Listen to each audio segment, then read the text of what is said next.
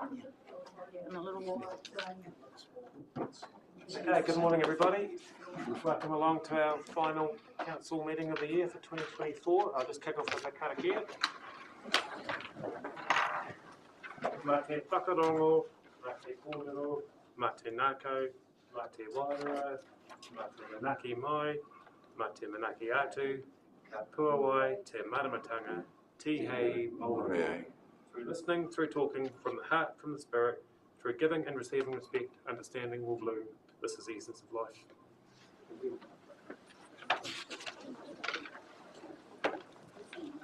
Nice to have a bit of festivity in the room today. Apologies for my festivity. Health and safety, we've got the toilets, everyone knows where those are. Evacuations onto Space Street. Please don't use the lift. If you can please make sure that we don't cough. That our phones are turned onto silent. And just a reminder that these proceedings are being recorded for the purpose of live video, both live streaming and downloading. So by remaining in this meeting, you are consenting to being filmed for viewing by the public. We've got apologies today from Councillor Boparai and Councillor Ruddenclaw. I believe we've got Matt online. Yep. We do. Welcome along, Matt. And we've got apologies for lateness from Councillor Byers and Councillor O'Brien. Thanks, Fiona. Can I have a mover for those apologies, please? Thank you, Sarah. Seconded by Darren. All those in favour, please say aye. Aye. Anyone against? Carried. Do we have any leave of absence coming up that hasn't been requested? I think we'll just leave of absence from the 21st of February.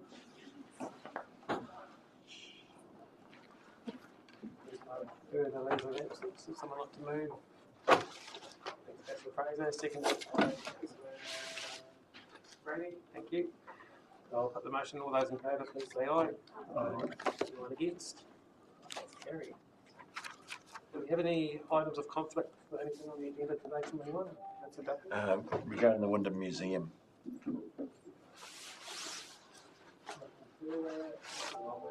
Do I have a seconder? Councillor Keast.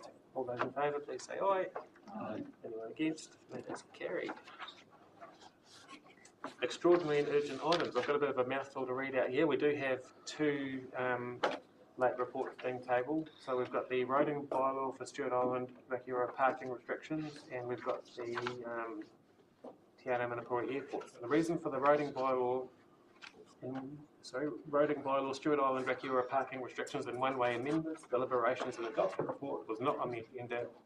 Following the submissions and hearing report from the Council on the 27th of November, there's been a very tight time frame to identify key issues from consultation submissions, workshop these matters with the community board and develop suitable options, amend the draft bylaw, prepare supporting maps and produce a report to meet LGA decision-making requirements for deliberation and adoption of the draft bylaw. Discussion of the roading bylaw, Stewart Island regular parking restrictions and one-way amendments, deliberations and adoption cannot be delayed until a subsequent meeting, as because there is a desire within the community, as championed by the community board and the councillor for the island, to have the decision on the draft bylaw made and implementation prior to Christmas. This decision was delayed to the next meeting scheduled for January 29. The implementation would not commence until mid to late February, almost 2 months later. There is a greater benefit to have these changes begun sooner, whilst visitors, both tourists and non-resident property owners, are on the island from a safety and parking behavioural perspective, and we don't want to be at the wrath of the community board either. The reason why the Great South update to Council on the Tiana Manapuri Airport review was not on the agenda is that the information was received after the deadline for the agenda. Discussion of the item cannot be delayed until a subsequent meeting, as the Fiordland Community Board will be considering the Great South Tiana Manapuri review report at their meeting on the 16th of December. The board's comments are being provided to staff to feed into the next steps report, which the council will be considering at their meeting on the 29th of January. So I'll move the motion that council considers to agrees to consider the items, those two reports, as late items. Can I please have a seconder? Thank you, Councillor Spraggan. All those in favour, please say aye. Aye. Anyone against? That's carried. Thank you. Now we have the minutes on page 8 from our last meeting held on the 27th of November out in Te Aneo. Is someone happy to move move that they are true and correct. Thank you, Councillor Fraser. Seconded. Councillor, anybody? Councillor Duffy. Is there any discussion on those minutes at all? There being none, I'll put the motion. All those in favour, please say aye. Aye. Anyone against? That is carried. Okay, so we've got our agenda in front of us with two late items to put in. So what I will do is I will go through the first two, which are pretty much repeat from our finance and insurance meeting last week, and then I might put the airport one in because Sarah has to duck out for a little while, so we'll cover that one off while she's here. So I'll take us to item 7.1, the annual report 2023-2024 for adoption, on page 17 of your agenda, and I'll welcome Lydia up to the table. So this was discussed in depth at our finance and insurance meeting last week, so there's probably not too much more to add to this, but I'll leave it to the team if there's anything you wanted to say. Good morning. And we're looking very good today. I'm very impressed. Okay, good morning, Your Worship and Councillors. We're presenting the annual report 23-24 for adoption, and we take this report as being read. The final annual report was presented to the Finance and Assurance Committee on the 4th of December 24, a meeting where the committee resolved to recommend to Council to adopt the annual report 2023-24. As part of the discussion, a number of small amendments were discussed. These have been incorporated into the annual report, and that's in the agenda from page 27. The designed annual report and summary documents are going to be tabled today, and we have a copy here for your review of those. At the date of this report, the audit have completed the audit subject to the review of the final document and review of the events after balance date, and that's actually on note 31, page 170 of this agenda. Michael Councillor's Audit Director attended the Finance and Assurance meeting on the 4th of December and provided an overview of the audit process and discussed the audit findings, as well as answering any questions from the committee. He confirmed that the audit opinion would be unmodified, which means that the financial statements presented true and fair reflection of Council's results as of the 30th of June 24, which is an excellent result for the Council. At the date of this report, the document is complete, subject to audit's final review. Once Council has passed a resolution to adopt the annual report and we've provided the signed representation over to Deloitte, Council will receive an audit opinion from Deloitte for inclusion in the document, and then within 30 days the document will be made publicly available. And just echoing the sentiments from last week, but I think it's something that we shouldn't take lightly, and the amount of comfort that we get from an excellent audit opinion in terms of that amount of work that's been done, both in the can't think of the word, the cooperation from the team, and that positive result even compared to other councils as well. So I think we've done really well, and I think the team should take some pride in that as we do as a council. Are there any questions for the team? Looks like we hashed it all out last week, so I'll take us to our motion recommendation that we've got there. So we're receiving the report, dated 6th of December.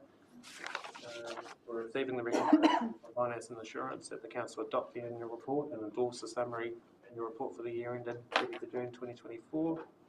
We're adopting the annual report and endorsing the annual report summary for the year ended 30th of June 24, subject to any final amendments. And we're delegating authority to the Chief Executive. Might need to change that to Mayor, or do we want to leave that as Chair of Finance and Insurance? I don't think there's going to be any changes anyway, is there? What do we add in? Sorry, any thoughts from? I'm quite comfortable if you wish to change that to the Chief Executive and Mayor. And drop out the Chair of the Finance and Insurance Committee? Yeah. What we'd be talking about now would be minor little grammatical things or things like that. It's nothing that's going to be substantive, and that's really where the Chair would be interested in. Yeah. So those motions there, someone happy to move? Councillor Menzies, do we have a seconder? Councillor Duffy. Is there any further discussion on those at all? There being none, I'll put the motion. All those in favour, please say aye. Aye. carried. Thank you once again. Now, next item, 7.2. Likewise, we had good discussion on this last week at F&A. So this is on page 205. We're moving to the agenda quite quickly. And I believe we've got Jane. Welcome, Jane. Thank you. Good morning, Your Worship. Good morning, councillors. So, following endorsement from the Finance and Insurance Committee last week, this report presents the draft risk management framework for adoption by Council. So the draft presented today sits alongside and support of the risk management policy, and it outlines the systems, processes and tools for consistent and effective risk management. So updates and amendments are outlined in the report, which I'll take as read. So today's staff is seeking that the framework be adopted to come into immediate effect. I'll hand back to you, Your Worship, for any questions. Thank you, Jane. Is there any questions from the floor? Cool. Looks like we've again had good discussion on it last week, so once again I'll take us to a recommendation that we're resolving to adopt the draft risk management framework with any minor amendments agreed at the meeting, which there are none, so adopting the framework. Someone like to move that? Councillor Fraser, seconded by Councillor Graney. If there's no further discussion, I'll put the motion. All those in favour, please say aye. Anyone against? That's carried. Thanks, Jane. Thanks, Ian.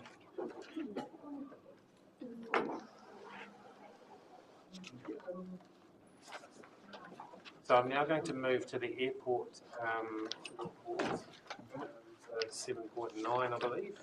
That's on page 65, circulated document from Monday night. Welcome, Councillor Byers. Welcome, Fran. So I'm hoping this will be a relatively easy item as well.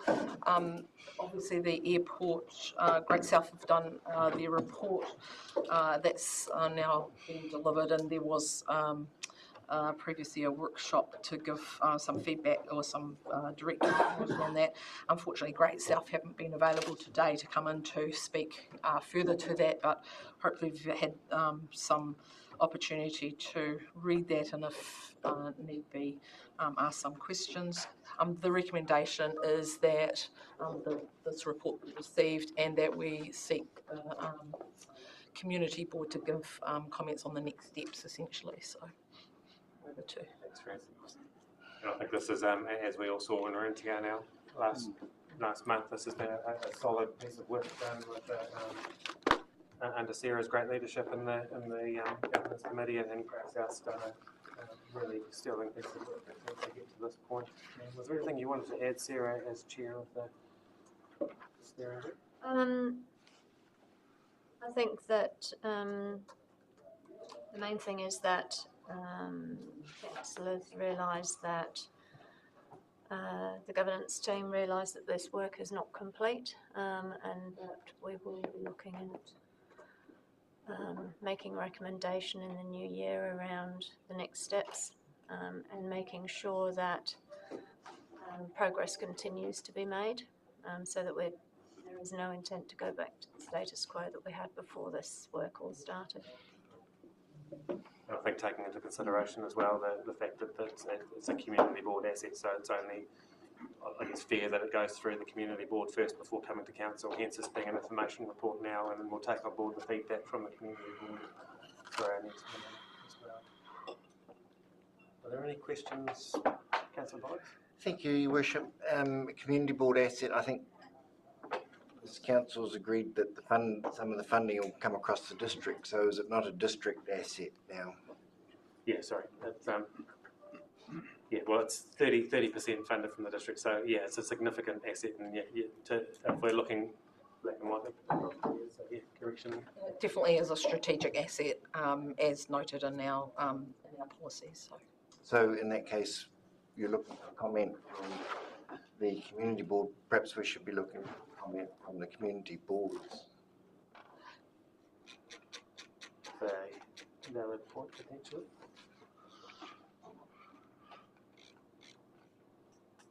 Is there anything you wanted to?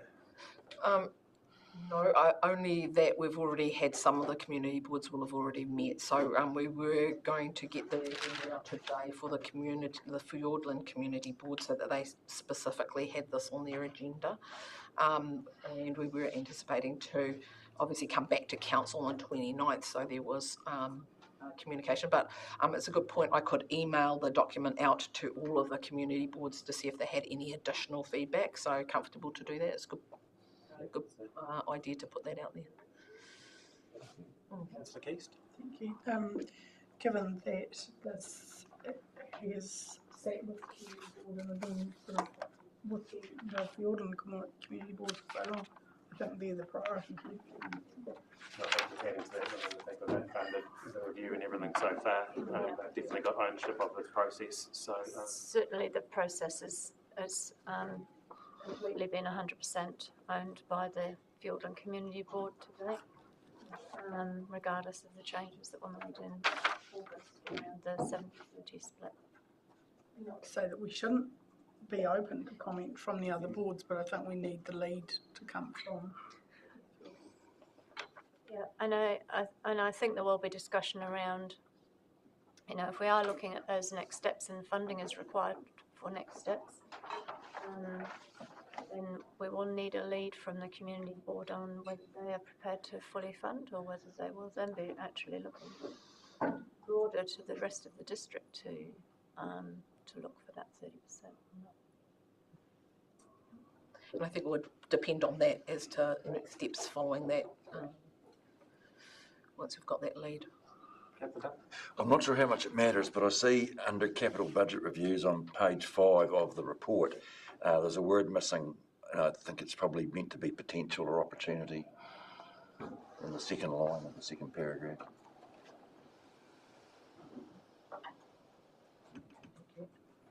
thanks, Councillor.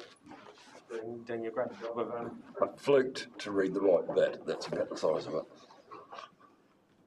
So if there's no further questions or discussion, we've just got a very simple recommendation there that will receive the report. And we request the Fiordland Community Board to provide their recommendations for the next steps at the council meeting on the 29th, and noting that request to send it out to other boards as well, so that they're aware of it. Someone happy to move that? Councillor Menzies, seconded by Councillor Brady. All those in favour, please say aye. Anyone against? That is carried. Thank you, and thanks to Great South as well for the work that they've done. Okay, I see Chris has walked in, so I will take us to 7.8, which is the roading bylaw of Island Rakiura parking restrictions and one-way amendment operations and adoption. Okay. Thank you. Good morning and Merry Christmas, Your Worship and Councillors. The purpose of this report is to present the draft roading bylaw 2008, revision 3 at 2024 for deliberation and adoption. The proposed changes are focused on new parking restrictions and one-way system on Stewart Island Rakiura and are considered minor in the context of the overall application of the current bylaw. Council consulted on the draft bylaw between 10 October and 10 November before receiving 49 submissions and hearing from 3 people who wished to speak to their submissions on 27th of November. Staff have since workshopped the key issues with the Stewart Island Rakiura Community Board, which have helped inform the options and recommendations in this report and the draft bylaw. The key changes proposed to the draft bylaw since consultation include removal of the proposed one-way on Dundee Street to be replaced with a temporary trial, additional restrictions to enable access around the Watercress Beach boat ramp, changes to some time in no parking restrictions, and correction of a drafting error concerning the lay-by parking on the corner of Elgin Terrace and Main Road. Although the restrictions in the final bylaw will not have practical effect until the relevant signage and road markings required are installed, it is recommended that the final bylaw comes into force effective today to provide maximum flexibility to implement these changes as soon as they are installed. Thank you, and I'll pass back to Your Worship and Council to deliberate and consider the recommendations on pages 4 and 5 of the late items agenda. Thank you, Chris, and I believe it's gone to the community board as well. So is there anything you wanted to add, Councillor Sprague? No, we met for 2 hours last week with Chris and Hartley and Karen and made some minor tweaks, but yeah, I'm definitely keen to see it underway.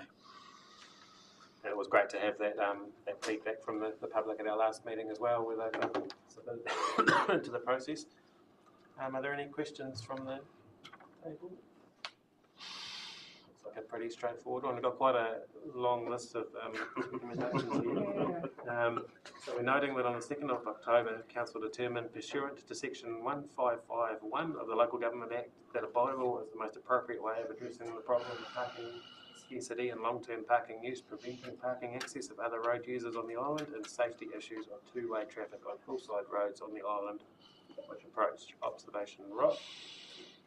We're also determining that prior to making the bylaw pursuant to section 1552A of the Local Government Act, that the draft roading bylaw 2008 revision 3/2024 was the most appropriate form of bylaw. And we're determining that prior to making the bylaw pursuant to section 1552B of the Local Government Act, that the roading draft bylaw 2008 revision 3 does not give rise to any implications under the New Zealand Bill of Rights Act.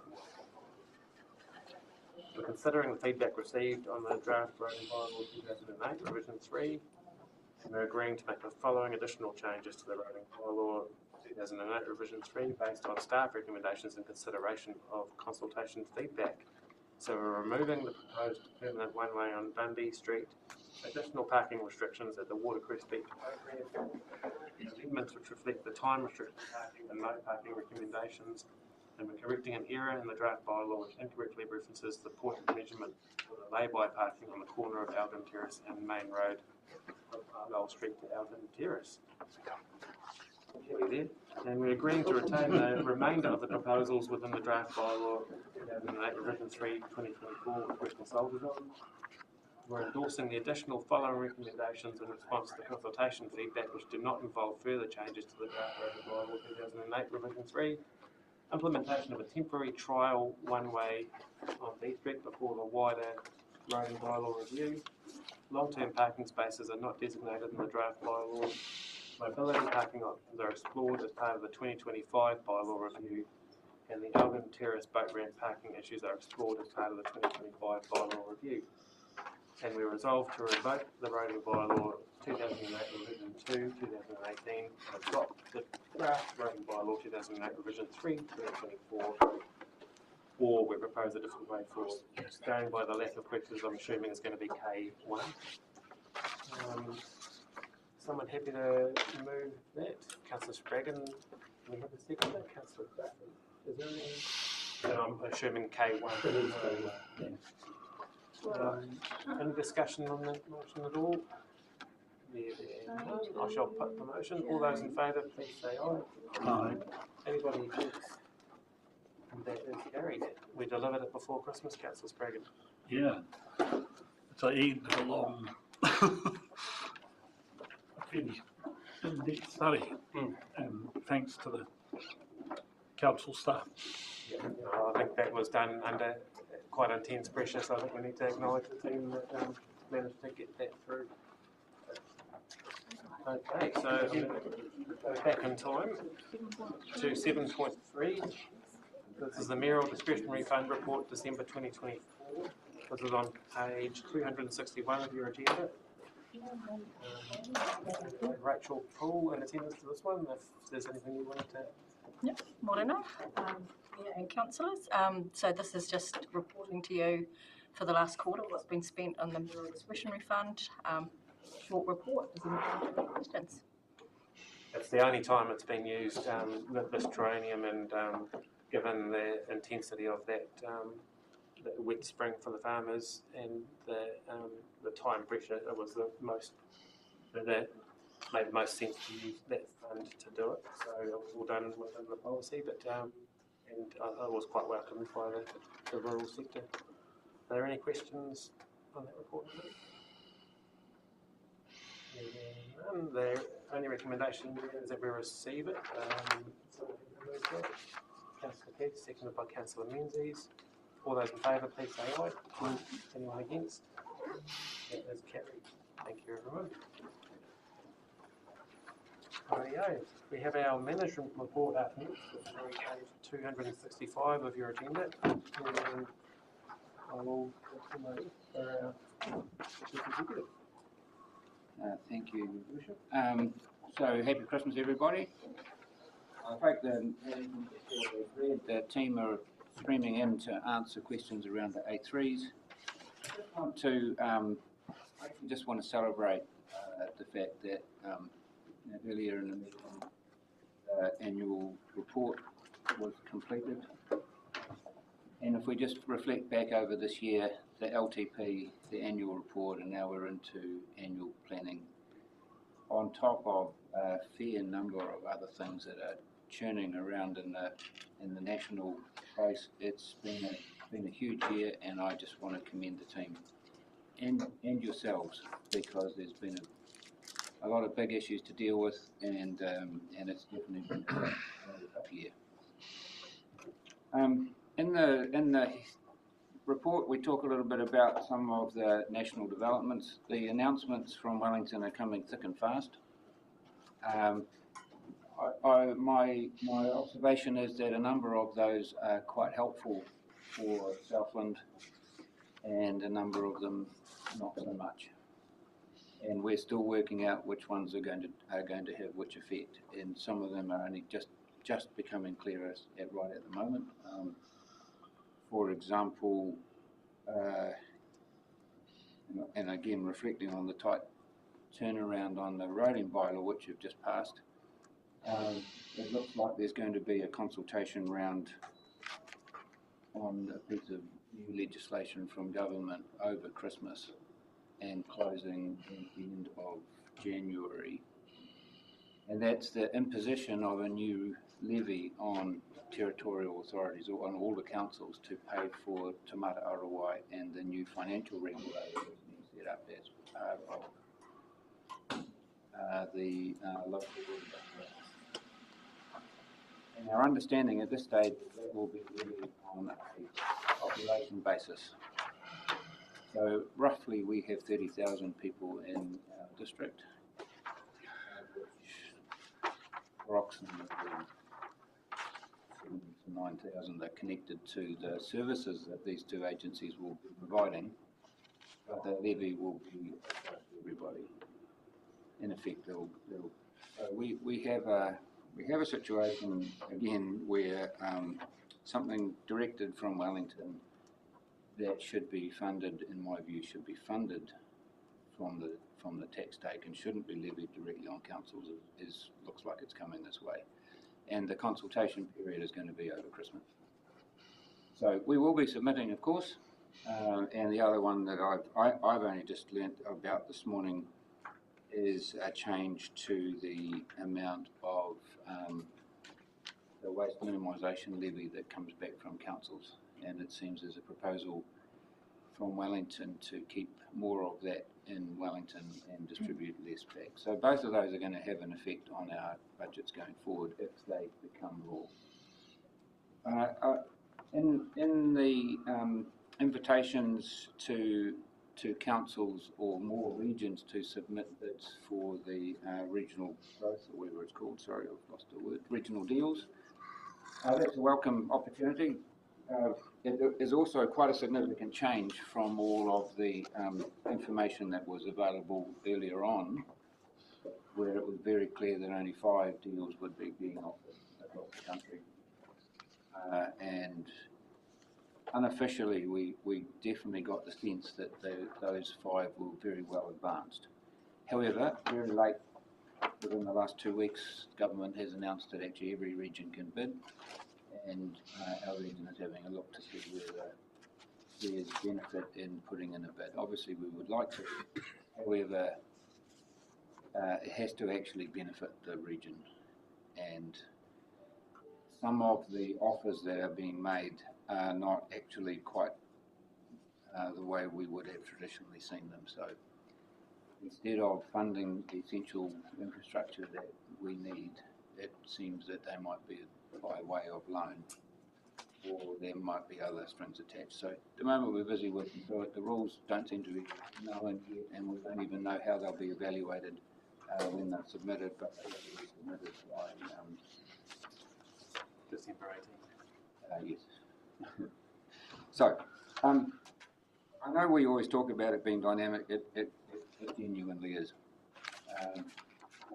So I'd like to just acknowledge the progress that has been made on the very, very specific and direct lobbying to see if we can improve the imbalance and the road funding that comes back to Southland. And certainly in the last couple of weeks, speaking to several ministers and the Prime Minister, that message has been actually very clearly heard and being considered. So that's great progress. I think, in the interests of time, unless there are any other questions around the content of this, I think A3 and the team would be appropriate. Thank you, Cameron. Are there any questions for Cameron before we move on? Councillor Menzies? So it's not so much a question, there's a comment, and I'm thinking about that in relation to the item around the parking over in Stewart Island. So as much as we've talked about those macro issues and our links as a council and with what's happening nationally and with the good news and bad news that comes with it, it reminds me of the importance of the reports from the community boards coming to our meetings on a quarterly basis, because I distinctly remember the frustration that was being expressed by the Rotorua Community Board around parking and how long does it take to resolve those issues, and that's as important in the local areas to getting things done and moving forward as it is for us at that national level as well. And again, just commend the staff for quietly working behind the scenes to try and work within the timeframes that the community board has set, but we're not always able to achieve that. But the importance is that we keep working where as well. I think there's been some value in us actually visiting those communities to have our council meetings and to see firsthand, so we're not just seeing it in a report, but we're actually experiencing it ourselves too, and I think that's Cameron, have you heard anything about the central government potentially imposing rate caps on local government? Certainly being discussed, whether it happens. So part of the local water done well is in effect ring fencing revenue from the water activity and making sure that it stays within that activity. And one of the things that we have to do, although we've sought an extension because we have such a high degree of uncertainty around what the final new standards will be, and you know, that could be in the order of $80 to $100 million for us over 10 years. So it's massively significant that we know what those rules are. So yes, there's a form of not rates capping, but there's a form of hypothecation certainly built into some bits of those legislation. Now, you already keep the rates that you generate for each activity within the activity.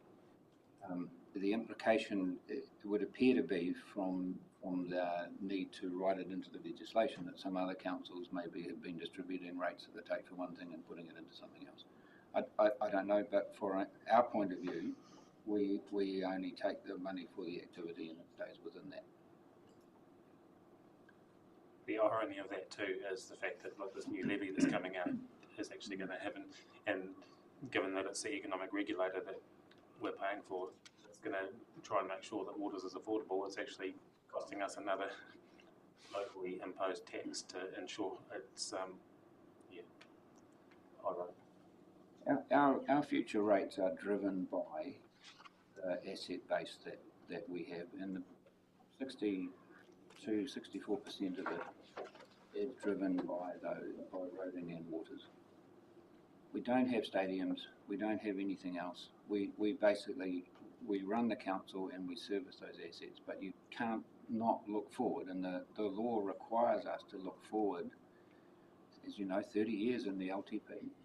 And we know those things are coming to the end of their life. We know that the demand is there. We know the public tell us that they want the bridges and the roads maintained, which is within the bids that we do for NTA. So we know, and it's our job to make sure that we manage now and into the future. So the rates capping conversation, should it happen, will have to bear in mind the legislative requirements that we are already under the Local Government Act and the other bits of prevailing legislation. Thank you. So we've got, speaking of waters, we've got our first A3, which is Strategic Manager Water and Waste grant. Hopefully first in the agenda. Page 271. Good morning, and through you, Mr. Mayor, I'll just perhaps take the report as read, but just comment on a few items, just in terms of the, and this is basically up to the end of October. Through health and safety, there was no near miss events recorded, and no health and safety incidents recorded through the period, and there was health and safety audits are completed, so that was good. Environmental, 99.7% compliant on wastewater, and 99% compliant on drinking water, so quite they are. Just in terms of activity priorities coming through the month, we're doing a lot of rural tank inspections on the rural networks, just making sure that everything's right, correct, restrictors in place, etc. And we're doing a continuation with various capital works that have started under the Downer contract, which is good. I'll move over to contract performance. We have been very busy. Maintenance operations just ticking along. Manapori treatment plant, you didn't get to visit it, I don't think, in your last meeting up there, but it's commissioned, complete, and we're going to do the changeover in February post-Christmas, just because there's a few staff away, and incident with a changeover of the plant just on Christmas wouldn't be a good look for anybody, but it's ready to go. Riversdale wastewater treatment filtration ponds are complete. Balfour and Winton infiltration inflow, those contracts are both complete, and we had a wee bit of money to do stage 2 in Balfour, so that's probably going to be complete before Christmas. Stewart Island Rising Main is complete. Kakapo, and this is getting into the new program for this year. Kakapo Rural Scheme and Stewart Island wastewater ponds have both been awarded, and both will start in January. Edendale Wyndham Stormwater should be out for procurement in January. Lumsden Stormwater, the same. District-wide AC water main, we've got the first tender for Lumsden is out currently, closes just before Christmas. Winton Stormwater is probably going to push to March, and district-wide rechecks, we've just got some programs getting built up there for procurement in February, so there's a lot happening, and just on the capital works that we've got out there, I'm very confident this year that we're making good progress on the program, and should get it complete. There's probably just one additional thing I'll add is the water restrictions. It's looking forward piece of the puzzle. Water restrictions with summer, and although it's been raining today, we still need to be mindful that the summer break does have an impact on our water that's supplied. So we've started that program already. So. And that's stage 1, which is just pretty. Just if you're hosing, just use your hose and don't let it run away on you for hours. So, and getting the message out there, particularly around Riverton and Mossburn in particular, that just do things sensibly, and you'll get through potentially get through the summer. Okay. It's good to see that proactive piece of work. I know a couple of years ago we ran into some issues, and then last year it was actually really good with that proactive marketing. So it's good to see that kind of. Yeah. And hopefully we have the same outcome at the end. I just wanted to ask questions. You've got Blue Cliffs mentioned on there. I just wanted to acknowledge the team out there, and particularly Regan, Jeff, Fran, Dave, and hopefully I haven't missed anyone in there, but the great work that was done out there by that team, and the amount of respect that they generated in the community with that commitment to that area. It was unplanned work that suddenly came in, but I know that they worked really hard out there, and that's been appreciated by the community as well. So I just wanted to pass on acknowledgement to your team out there. Thanks. We'll probably send out the planting, which has just been completed as well. So we'll send out a photo just so you get to see that as well. It is definitely looking quite different. So quite nice to have that project at a point. And just to point out, there's Dave and Dave. There's two different Daves. That's Health and Safety Dave and Dave Connell. Yep, But thank you very much, that's nicely appreciated, thanks. And just on the landfills, the Tautau closed landfills well through its design, and it should be up for procurement in February. Any questions from the team? Councillor Chamberlain? Is there any update on what's happening at Colic Bay? I did see them on TVNZ there one morning. Yes, we've just finished the sampling in October, and we've got that. I've got a big, it's fine, everything's fine. The sediment tests are not about what you'd expect. So Regan gave me a big report yesterday that I was up to about the last 2 pages. I'll hopefully get that to Fran today or tomorrow, and we'll go back out to the community, I think, and have a chat. And sort of, I think we need to draw the line on what we do there. We've spent a lot of money. We've done, you know, it was reported in the paper that council has done nothing. Well, I've got about 20 pages of a lot of work that has been done by council, and previous to my coming along, there's been a lot of work done there. It's pretty conclusive that it is a pretty benign domestic landfill, and unless that erosion gets to it in 50 years or 100 years and becomes a problem, it's not a headache. So we've got a pretty extensive report that we want to take back to the community and say this is where it's at. Scientific evidence, we're not expert, but here's the science. We've done all this for you. It's cost this, which it has cost a lot of money, and let's try to put it to bed. Certainly monitoring. And we've got a massive monitoring program. We've said that it wasn't reported like that, but there is, and we will monitor it. And I think when we go back next time, we say that. I think we need to say that, you know, once it gets to, you know, a distance from the shore, then the monitoring steps up and provisions change. But at the moment, it's not my biggest headache in closed landfills. So there's no way we have preference to actually go and meet the community rather than just do it to it. So the funding that we got for Blue Cliff, you know, if we couldn't apply for something like that. I run into, this is an aside on Saturday, the ES person that did that funding, and in today's provisions with the government funding, Blue Cliffs would not get funded. So I don't think Commonwealth changed the rules and made it quite a lot harder to get that funding, which is a shame. Councillor Wilson and then Councillor Menzies. Thanks, Rob. Thanks, Grant. Just a question: the Lumsden stormwater contract in design phase, is that the maintenance for Lumsden ongoing, or is that a capital works project? No, that's a capital works project. So we've still got to get up and have a meeting with your group up there, councillor. So we probably need to do that sooner than later in the new year. But we won't make the decisions without that. Because I'm not on that community board, but I am aware that community board has been wanting to follow updates and be involved in what the solution for the capital works is, just ensuring that local knowledge of what's going on is brought into whatever contract's being designed. Yep. I just saw that it's being procured in January and realised that they had their last meeting just this week, so I'm not sure how that timeline's going to roll in. Oh, we'll take that into consideration. Cool, thanks for that. Councillor Menzies.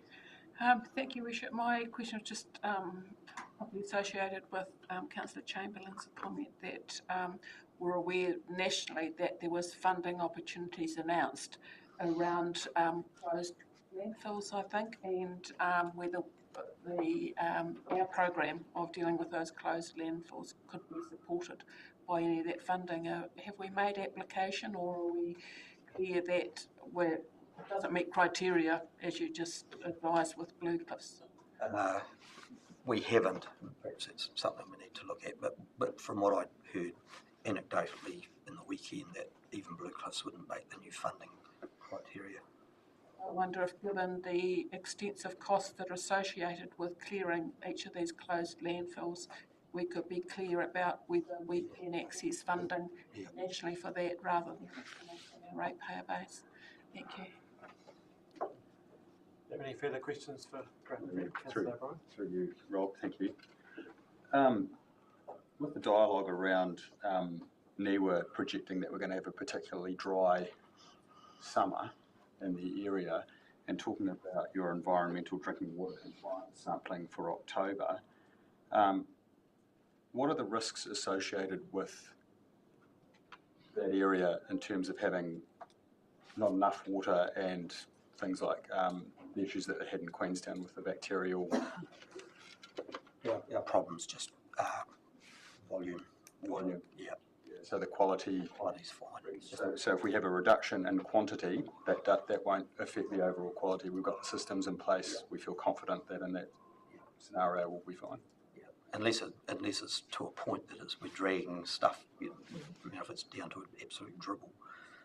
But we've always had the volume issue, not the quality, other than Eastern Bush, of course. Obviously with turbidity, if we're dragging from too low, there could be issues with that. But we've got plans in place to make sure that if something like that happens, that we go in, we do the boil water notices, we do all the things that are appropriate if we need to. Historically, through the reporting that you've done, when you've had something like the turbidity issues, it's kind of been relatively minor, hasn't it, and been dealt with fairly quickly, isn't it? Most of the plants will cope with the turbidity to a level, except Eastern Bush, but the others, that'll work fine unless it's a really, really interesting summer. More about, is there still water there to collect is probably the key thing, and pumping it and doing that at the rate that is required by the town that's potentially dragging The challenges were everything a couple of years ago was that the treatment plant couldn't keep up with the demand. The water was actually there, but it was actually couldn't process through the treatment plant. We've tried to do some mitigation there, but it's still the one of the key things is, watch what you're wasting. You need to use water, but use it sensibly and be careful not to waste water. And the communities do. With regards to sort of you mentioning before about how we use water, I mean, I got that notice saying about, these are the times that you need to be thinking about it. Are we confident that that message is getting out? The community was really good last year. They, particularly the two areas around Mossburn and Riverton, it was really good. It's also important for people to report any leaks that they see as well. We need to get on top of those. Absolutely.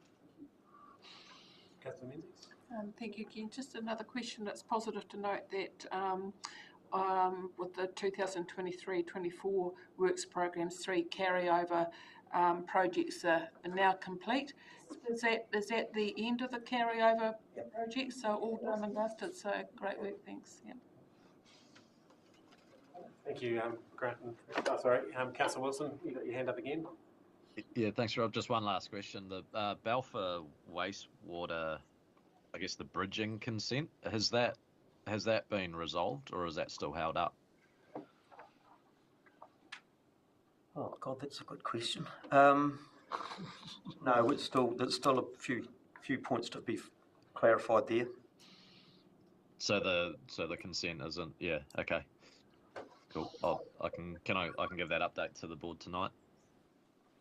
Let me just check on that. We'll give you. We'll email something out to you, Councillor. There's so many consents. Yeah. Cool. Thanks. Thank you. Thanks, Grant. Thanks, Fran. So our next one up is the transport. So I'll welcome Hartley up. This is on page 203. Morning all. I'll take the report as read, but we'll sort of point out a couple of things. The first being around one of our funding requirements is to report on traffic management expenditure on a quarterly basis. So we've done that and we've included that in the reports. Our expenditure was 8% of the program expenditure went towards traffic management. From a national point of view, we're sort of on the lower end of it, which is pleasing. But one of the things probably I'd like to point out is that it's not our peak construction period, and depending on the activity that's actually occurring, we're expecting that to fluctuate potentially over the year. Depends on, are you doing more design work, so therefore less on-site work versus potentially on-site. But also the type of work, whether it's road construction, bridge replacement, footpaths, they'll all have an impact on sort of expect that number going up or down percentage-wise. But just as a new reporting requirement, so draw that to table's attention. The other aspect is just probably more around the report being till October. Recognise we're in November already and construction season's reasonably well underway. So some of the activities reported on, like our sealed road resurfacing that we hadn't commenced yet, The teams have actually now commenced with the improvement in weather and well underway. So yeah, we can. The other aspect is probably just the risk around our bridges, which we've sort of discussed. That's still a remaining risk there, just around getting that funding released. In the background, we are working on a bit more business case or NPVs to supply to NZTA, and are engaging with them around how we can get some of that funding released, but that's still a work in progress and pushing quite hard on that, but just highlighting that as a risk. But we're doing what we can on our side to sort of progress that, including getting any tender documents, etc. ready. Probably the key aspects I'd like to go in and take any questions. Thanks, Hartley. A question from me, and I know it's not related to our roading network, but it's in our area, and I inspect State Highway 6 twice a day. The abysmal state of that road at the moment, and the repairs that they're making that seem to be failing overnight and continue going. Do you know much about what's kind of happening, what the cause of that is? Just sort of my understanding of it, sort of it doesn't look that good. No, I don't, but I can make some inquiries and get in touch with Highway South and see what exactly. Like particularly up by Kawana, there's a slump on the side of the road that just seems to be forever getting repaired, but it seems to actually be getting worse rather than on a daily basis. But I can follow up on that. And just in terms of the traffic management and that new approach in the new GPS with the risk base rather than Copton, where are we sort of sitting with our positioning and manoeuvring into that new approach? So from I suppose we're a bit like the rest of the industry, trying to get our heads around it, but from a application point of view, we have to take on anybody, organisation that wants to submit something based on that new risk-based approach. We're actually taking on, and that is something we're speaking to our contractors about. How do we actually transition over to that? There's a bit of new training that has been released to the industry. That's been circulated. Contractors are generally aware of it, and even internally we've been circulating that so that the various teams are aware of the training that's been released, I suppose, to the industry around it. But it is a transition phase, and yeah, we haven't, to the best of our knowledge, we haven't actually seen anybody submit a traffic management plan under that new risk-based approach, but there's definitely industries looking at how that may look and how we may transition. Is that likely to have a positive impact on the likes of the Anzac Day parades and sort of smaller town mowing and gardening contracts and those sorts of things?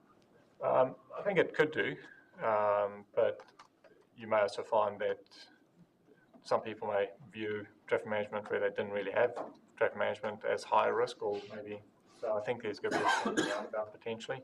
I think what is probably going to see is that council, not just for our roads, but even state highways, as an example, or boundary roads, we will probably get a lot more requests for road closures, and therefore looking at putting detours in place on our road network.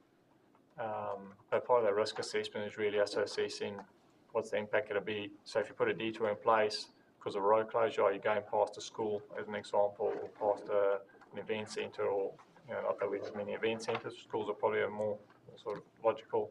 And so what's the risk then that you're creating on that road, on the detour? The other aspect, I suppose, for us to consider is, particularly if you have I'll pick on State Highway because they've got lots of vehicles. If you put a detour on the local road, what's the impact on our road network and risk to our road network? Not just the short term, because short term there may not be a lot of visible impact, but what's the long-term implications of having those detours run on our local roads? And therefore, in essence, I suppose consuming the asset a lot quicker than what we've planned for that asset to be consumed. So it does add a bit of a different dynamic. Yeah, I noticed that on Steel Road. Steel Road's a good example. Sometimes there's, to be fair, sometimes there's unintended consequence in terms of you'll have a detour set up, but then the public will find their own detour. So yeah, we've seen that occur as well. Are there any other questions for Hartley?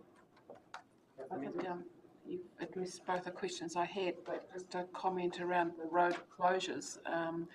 because I guess that has a possible impact of lowering the costs around addressing the maintenance or rehab or whatever on the roads, and we've seen that recently with the Crown Range being closed while the work's been done.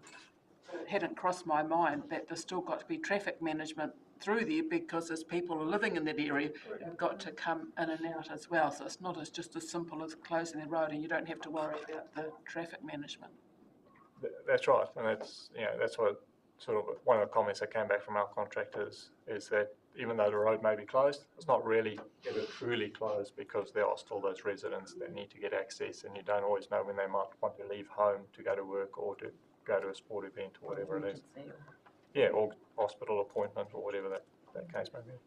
And just another unintended one that affected us in Lumsden a couple of years ago when they closed State Highway 6 and the detour, it actually bypassed the town, so then you can have a big impact on businesses that rely on the through traffic. So yeah, there's a lot of factors that need to be taken into account. Any other questions for Hartley? Thank you. Thanks, Hartley, and thanks for that. Next up we have Program Delivery Manager Dave Connell, page 273. Good morning, Your Worship and councillors. Presenting the Program Delivery Team's report for up to the end of October. I'll take it as the report as having been read, and I'll just summarise a few key points. Just on the health and safety front, stated in there that no significant audits or safety through inspections through to the end of October. That was primarily driven by the fact we're pretty much in procurement with not a lot of major construction happening at the time. It has since been picking up as we're getting into things since October. With respect to the key achievements and things, the team are making very good progress at getting works out to the market. And a few key achievements have been the Te Anau Downs boat ramp is finally the lake dropped sufficiently for us to get everything out of there, and we've managed to get that cleaned up and opened.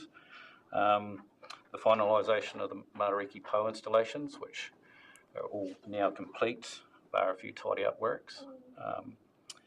Taramia Bay is a fantastic achievement that's occurred out there very quickly. It's now completed.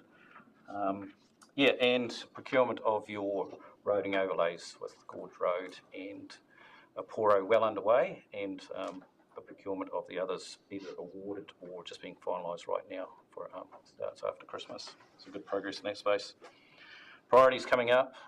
We have a couple of bridges that are already under contract that we are managing to get sorted for you. That's all the new stuff. Obviously, we've talked about that at length. Completion of the new steps at Colac Bay. They were being built at the time of this report. I can actually report that they are now completed. So that's good progress there. Athol toilets have made very good progress. They're due to open. That should happen in the coming weeks. Evaluation of the design build at Lions Park. Now that's a big project that's been taken on there. It's well down the track. We're in the final stages of procuring that with the preferred tenderers. The designs have been presented to the community and good feedback on those to date. We'll work forward from there. And yeah, as I stated, the last couple of procurements for the roading rehab projects will be finalised before Christmas for that construction right through to April next year. Final construction. With that in mind, I'll take any questions. With the Te Anau Downs boat ramp, was there any damage that we had to clean up in relation to the work coming up above the work, or was it all still intact to finish it off? I'll have to check with Phil, but no, there was no major. There was just minor tidy up works once everything was extracted, just to make sure we tidied the site as we worked our way out. So, and where the temporary boat ramp had been, make sure we reinstated all that. Yep. Yeah, that temporary boat ramp was well used in the fishing comps. That was good to have that there. The community appreciated that. Yep. Councillor Menzies? Worship. Just in relation to the new toilets out at Taramau Bay, just an update, are they been well respected by the public that's been using them? Because that's our only public toilet out at Riverton, and I guess how do people know that that's, who are visiting the area, that's where the public toilet is, and has it been looked after well? I'm not sure on the cleaning, the cleaners have taken it over. We've had no complaints of any damage or anything like that. There was a small leak that was reported. We went out and checked that. Not sure exactly what happened. Once we got there and checked that, it was all working fine. So there was a bit of grit or something in the system. Not sure, but to date we've had no issues around vandalism or anything like that. And on the website, people can go in and look to see that's... That's probably something I'm not so 100% sure on the website, but I assume it's there. No, sorry, no, it's not. Okay, so. There's a lot of visitors to the area and often they're looking for public facilities as well, so Well, there how they there's know. a general place of all the toilets, but the updated one isn't up there yet. We're working on it. And I'll check on the sign. There should be a sign there. I'll check on that. Councillor Byers? Oh, thanks, Your Worship. Oh, just to Councillor Menzies' comment, there's more toilets than just that one. There are a number of toilets there, and I think the community's well aware of the cost of those toilets. I don't think anyone's in a hurry to touch them. Well, there's talk that there might be gold-plated walls on it. There might be some people who pick away at it, but they look good. They'll be well used over summer, I imagine. With Yes, and the photo of the power shower here, it's a nice shot. Yep. But it's black at the moment. There's been an incident. And we're working through with the contractors. Just came from a meeting, working out what's got to happen there. So. Yeah, I know the community board is a wee bit concerned about how that plays out and where the costs fall. We're working through, That's we're something definitely we're working through that. Right. I'd just also like to note that we're actually, compared to last year, we're definitely, and it's an ambitious program, but in terms of the work that's been procured, we're actually definitely ahead from where we were last year. So although it's an ambitious program, we are actually well on the way to chunking through it as well. So given you've had a late start as well, given the delay in the long term, that's actually quite good to be tracking in that position with a 3 month delay. We're doing a lot of work ahead with the hope that all those projects would come onto line as we'd recommended into the LTP. So. But just regarding the price of those toilets in Riverton, when we did that visit out there, we learnt the reasons behind the cost. And I would hope that people representing the council in that area might explain to people just how that came about. That's a good point, Councillor. Councillor Menzies? I just sort of noted that it was good to see in that previous report the completion of the carry forward projects. That would be useful information to come in the future. Let us know where that's at. Thank you. Councillor Byers? Oh, sorry, I've moved on. Right, if there's no further questions, well, thank you. Thank you. And the community facility, page 278, and I'll open Mark.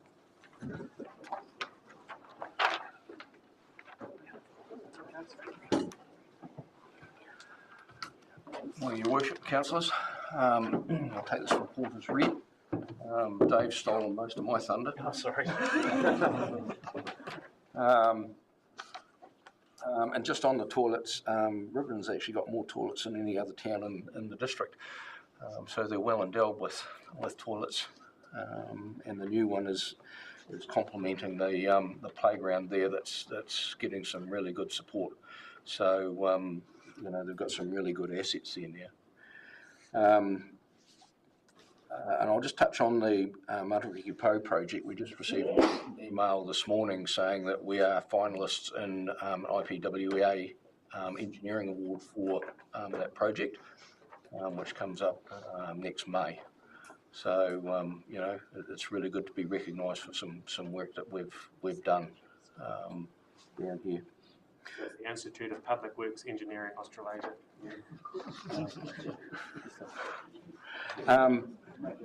The work that we did with the community boards, getting the scoping work for their projects prior to the start of this financial year has really paid off in terms of our ability to get work out to the market and get projects done. As Dave alluded to, we're well down the track and heading towards hopefully a far better completion of the projects that we have this financial year. It's really starting to look positive.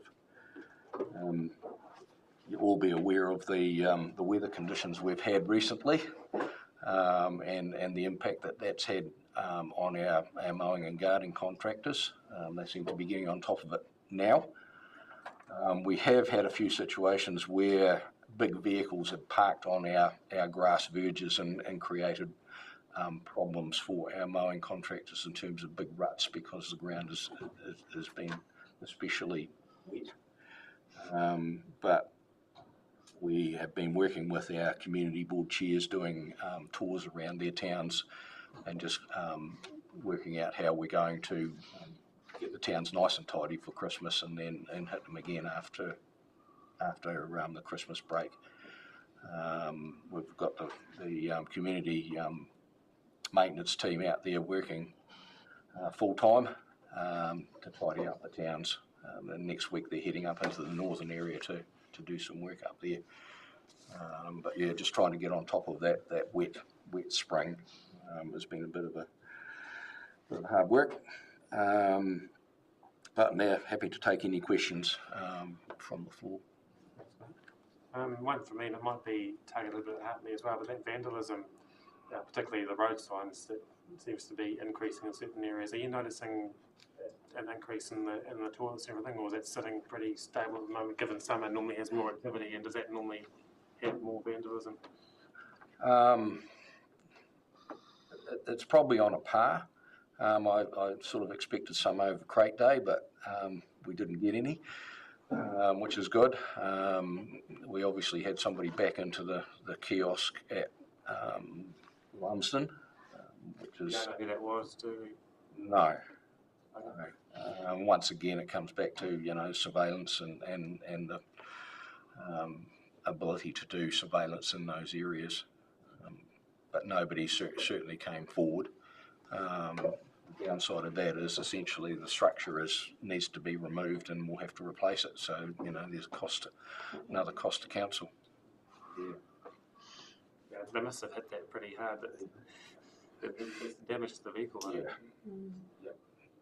And it's a shame we provide these facilities for everybody and you don't get it, somebody does that and they don't report it, they get away with it, then the cost, comes back to the community board. There was $26,000 to build that structure when it was put in. So, significant.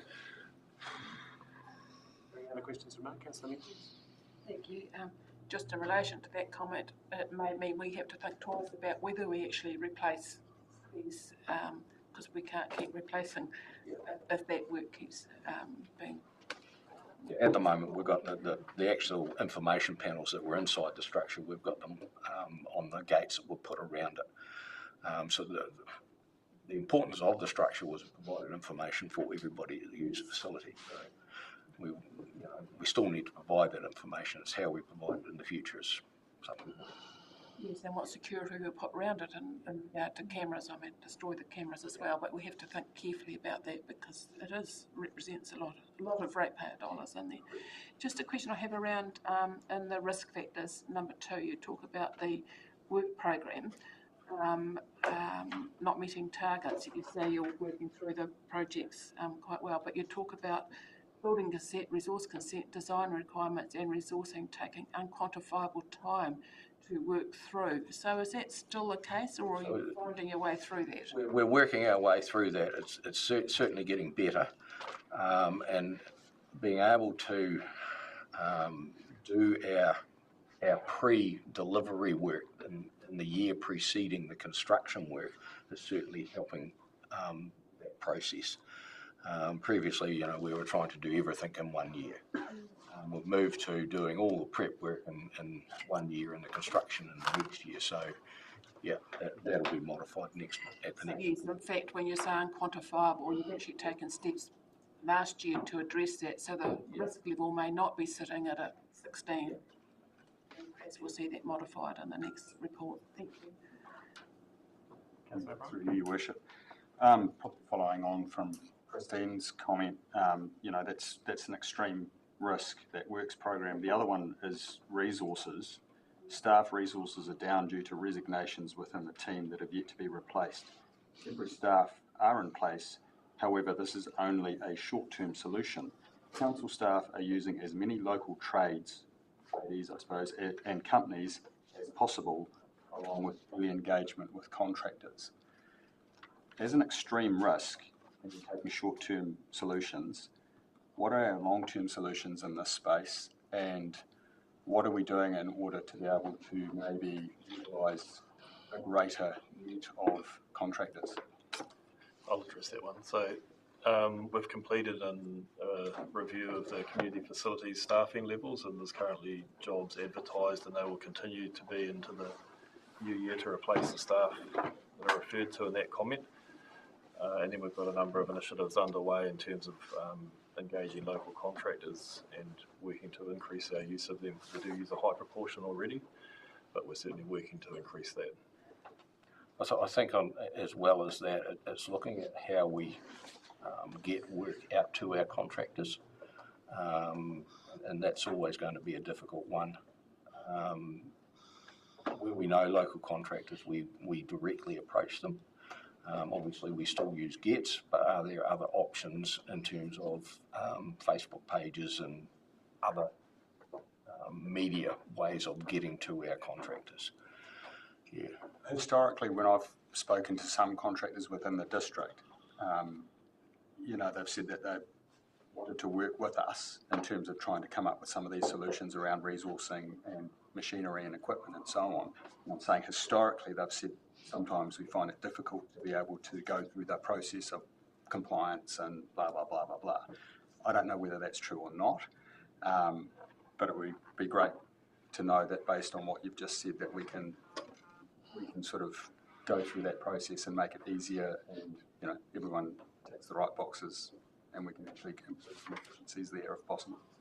Just a quick comment, I'd say that's useful feedback, and as an organisation we want to be easy to work for, particularly in the community facilities work that we do, which is very public. So we are looking at ways to make that process easier for contractors to be able to price and complete work for us, while also balancing that we need health and safety and those sorts of aspects to be ticked off as well.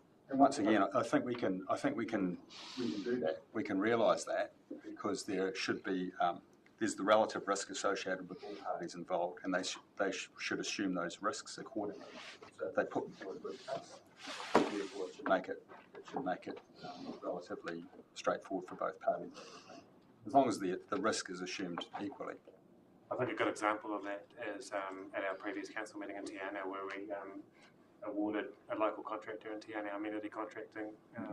So that was a really good example of council working with a local contractor who was actually delivering all of those expectations in line with everything that we required, and their feedback when I spoke to them was we're also have been very easy to work with as well. So I think that there are positive examples out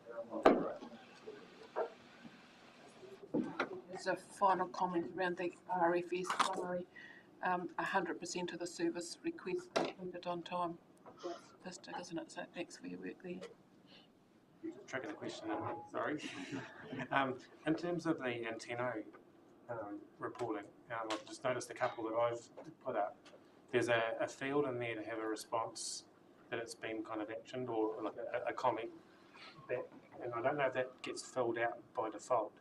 But just from an end user point of view, it'd be quite handy to have an update from who's done the work to say that it's actually been actioned or done.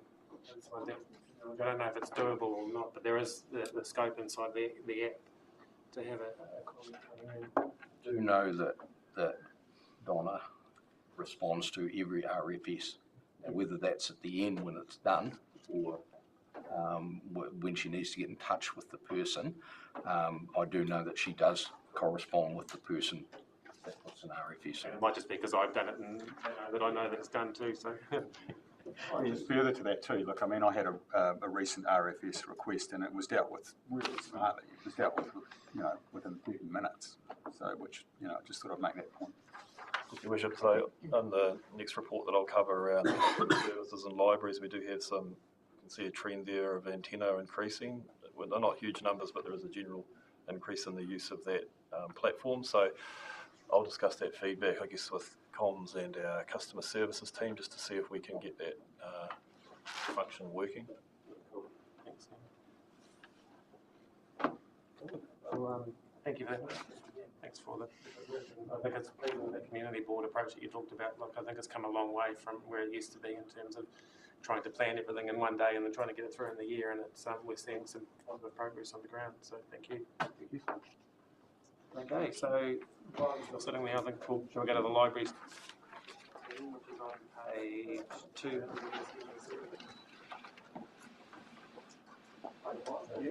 I'll cover this. This is page 277 on your order paper. What I propose to do is I'll highlight some points and take any questions. As you can probably see, and I just mentioned previously, we've got a trend across the 3-month reporting period of Anteno requests increasing from 21 to 41, so we're not talking huge numbers, but it's a move in the right direction. One of our key performance indicators that we have around library program participation and increasing that year on year, it's increased by 2% from 4,900 to 5,000. So we've got a small increase, which is still a success there. Our total participants are up by approximately 2% this year. We do report to you on our percentage of e-book issues as a proportion of our total library checkouts. You can see there that the percentage range has been sort of tracking between 11 and 14% over the reporting period. That's the percentage of e-book issues compared to our total issues in the libraries. Our physical checkouts are sort of tracking around those 11,000 total numbers per month. And with that, I'm happy to take any questions. Councillor Menzies. Good data, thank you. It just surprised me with the press reader and newspapers that for March 24 of the number 1,848, it's 1,000 higher by the end of October. It's quite an increase, and I don't know if it's associated with people no longer getting the papers, but yeah, it's obviously well used. Certainly the numbers do indicate that for sure. Louise, I think, was to... Through you, Your Worship, I would say that's very much to do with the fact that there's a paywall being put on stuff now. So you can't read very many stories on stuff, and so they'll go through press reader to be able to read. Thank you. Any other questions for Sam? Cool. But yeah, just also acknowledge the quality of the data, and yeah, and I think overall these A3s are really good reports. So thanks to Cameron and the ELT for bringing us this good quality information that makes our lives a lot easier when trying to process it all. Looks like you're off that one. Thank you, Sam. So our final one is the GM of Regulatory Services. We'll be happy to come up. I've got away. This is page 274.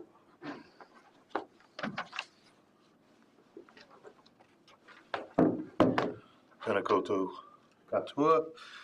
Good morning, Your Worship, councillors and colleagues. And I'll start with resource planning.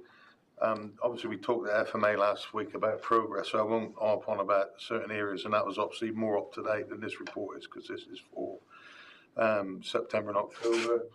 There's not been a great deal of shift in the number of consents this year compared to last year, but there's been quite a shift in the way in which we've dealt with them. We've cleared an awful lot of the legacy consents from previous years. You can see on the second table on the left that we've cleared ones from back as long as 2022, and most recently we've even done some 2020. The team are basically working very well. One table of note on this is the request for service. We've only had 150 this year, compared to nearly twice as many last year and more than twice as many the year before. And I think the reason for this is the engagement with the public. We're actually very proactive now. We're trying to increase it even more in the new year, but we're talking to the people who need our services as much as we can. We have a duty planner who will cut off at the pace if we know people have an application in. And it's also the fact that we're getting it done. We're not having consents run massively over time, so we've not got people phoning up constantly asking where their consent is. So the team are doing really well on that. I noticed that the table beneath that, the on-time completion, we had one outside the service level, but the maths doesn't actually quite work out properly because it says within service level 146, where it should actually be 150. I've just checked that. So they had one that was outside time. It's probably one for me, to be honest, because I get the odd one under that side and occasionally don't get onto them as quickly as I should. Invoicing is another success story, as well as the fact that we've issued a significant amount of invoices. Now, we're obviously not having to pay people back money because we're not going over the time. So I've got my staff at the moment looking away to see how much of a difference that makes. But as you can appreciate, it's 1% every day, so up to 50%. So you have a significant consent of $30,000. You only give people $15,000 back, and you don't want to be there. We're not there now, but we have been there in the past. So that should make a significant difference to our income. In September, we were on over 95% completed within 20 working days, and we had a dip to 89% in November, and that was obviously due to just legacy consents coming out and punching us in the face, and that's the way it is sometimes. But we've cleared an awful lot of those. The on-hold consents were 293 a year ago. We've now got 38. So we're getting all this stuff through the system one way or the other. We have got some legacy consents out there. Some are sat with contractors, not because the contractors aren't doing a job, but the people who started work on them, they've then stopped, so we've holding the clock. So we will get the occasional one sneak back in all the time, which will probably be over time. There's nothing I can do about that, but we are doing our best on there. But I'm quite comfortable that the resource consent team are doing a fantastic job, and we're still carrying 2 vacancies. We're still relying on technical support from an external contractor, but we're constantly trying to fill those vacancies, and it's finding suitably qualified planners to do that, and they're pretty rare beasts, to be honest. But I'll answer any questions, Your Worship, on this one. Thanks, Adrian. And it was great to see that email come through the other day from a builder on behalf of the designer saying how impressed they were with the team, kind of exactly what you described, cutting those RFIs off at the knees before it sort of goes through, and see that kind of feedback coming through from the sector, which in the past potentially was giving us opposite feedback. That's very pleasing. Just a question from me in terms of the timing, because we've got this magic day of Christmas that everyone wants everything done before. And I imagine your team's getting a lot of pressure on from a lot of people that are trying to do building projects. How's that kind of going with your team at the moment? And what time frame do you have as far as cut-offs go for? So we actually got smashed about 2 weeks ago. We had 7 on one day, and it's people sort of thinking, if we get here now, I'll definitely get them before Christmas. Obviously, we've got a capacity. We put some out to contractors for the first time in a while, just to make sure that they were being processed in time. And we recapture the cost for that, so it's not a cost to us. But the clocks stop on the 20th of December. And so we have from 20th of December to the 6th of January, where the clock stops. So we do have some staff, in fact, most of my staff are in until Christmas Eve anyway. So that gives us some free days, for want of another word. And it's there to, one, give staff the opportunity to have a break, but it's also because they know you get a rush before Christmas, because somebody's been thinking, I should put that consent in since January last year. So they goes, oh, it's November, let's put the consent in. So, you know, there's a reality check here, but we are coping with it. My team are very busy, but they're happily busy, and they're chewing through it. So, yeah, so we have those checks and balances in place, and they seem to be working at the moment. Any other questions from? Through you. Thanks, Adrian. Do you think there's a correlation, if you look at the consent applications completed in 2022, 79, and in 2024, there's 45. Do you reckon there's a correlation between that and sort of the changing economic conditions that we're in? But also, if someone started a resource consent application and then they've had that change come along and it stops, and then they're having to go back through it, do they run the risk in terms of a lapse of timeline with that consent and then having to go through sort of elements of it that they have to reapply for? For you, Your Worship, I think the 2022 thing was also post-COVID. So you had a lot of people who were sat on stuff because they couldn't get builders, they couldn't get anybody, and then suddenly rushed the consents in. If you put an application in, the application is granted under Section 88, and you say, actually, I don't want to do it at the moment, it just goes on hold. So and this is some of the legacy we've been clearing. So consents can sit there for over 10 years on hold, and we have to check every so often, and we do, and that's why we've cleared so many. But they might decide that actually, I don't want to do it at the moment, it's not economically sensible for me to do a subdivision or whatever else. So there's a number of factors in there, but I think the 2022 figures is primarily the post-COVID burst. I think looking at last year and this year, figures are similar, we're very slightly down. But the last 2 months, which I'm not reporting on, the last month and a half, we've actually had a slight lift. So pretty equal. Seems to be the sort of numbers we have to deal with. And we try to resource for that, obviously, and then have a backup plan that should we get overrun, we just then go out to contractors for the extra meat. But yeah, so I think it's probably post-COVID plus a little bit of people who've been thinking about it and then rushed them in. Any projections for 25, 26? Well, I'm not an economist, and I've read what they've all written, but they've all been proved wrong so far. So September we had a rise in some types of consent applications, mainly building, which then promptly fell off because all the banks said, well, we're not actually going to cut our rates that much. But we've now had another OCR cut, so we'll see. I think there will be an increase. Everything I've read and what I've looked at, I think there will be a slight increase next year. Certainly not the increase that we'd hoped for. There's new legislation coming out under RMA and building, which will have an effect one way or the other. Interestingly, the RMA bill that came out yesterday strengthens our ability to stop people building where it's not fit for them to build. And we don't want to stop people building, but sometimes it's the right thing to do, as Hawke's Bay and Auckland will tell you. So yeah, there's a few hurdles to jump over, and it's what the government brings out as well will have an effect. The government seems really keen on getting more residential development done, and we're very keen on it as well, but obviously we've got to find the right places to do it. So I think there will be an increase, but I wouldn't think it would be more than 10%. And we've had, if we go on the year rather than the financial year, whatever, January to December, I'd say next year, in my opinion, I'm not an economist, is probably about 10%, probably up, probably. At least, hopefully. Thank you, Adrian. That concludes. I've got environmental health and licensing now. Oh, sorry. So this is a new format I'm trying it for the first time. Previously, just got environmental health. Now I'm trying to get the actual enforcement element of it, animal control and compliance enforcement for RMA, because those are obviously things that affect all of us in the community as well.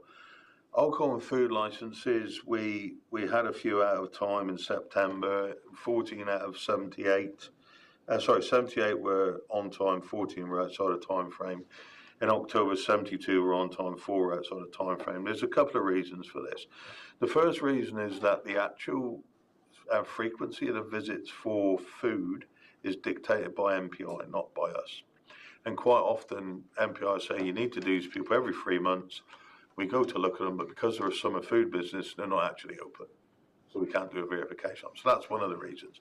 The other reason was as well that I had 2 officers, one being a senior EHO and one being a licensing officer, who were not qualified to do food verification previously. They are now. So they are trained, so we can pick up food alongside alcohol, and we can get these done. They're fully CPD'd up. So that will make a difference to us as well. We've got the annual report to ARLA, the Alcohol Regulatory Licensing Authority. That's on the website, and that was received and no negative comments received back.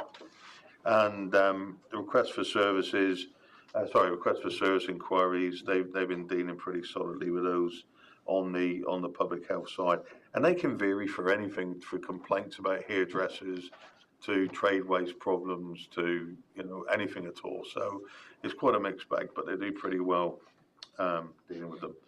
The actual alcohol licensing is up on last year, and that's just cyclic. You get some club licenses are every 3 years, others are every year, obviously, 2 years. So it's cyclic, and you pick them up and they go from down there.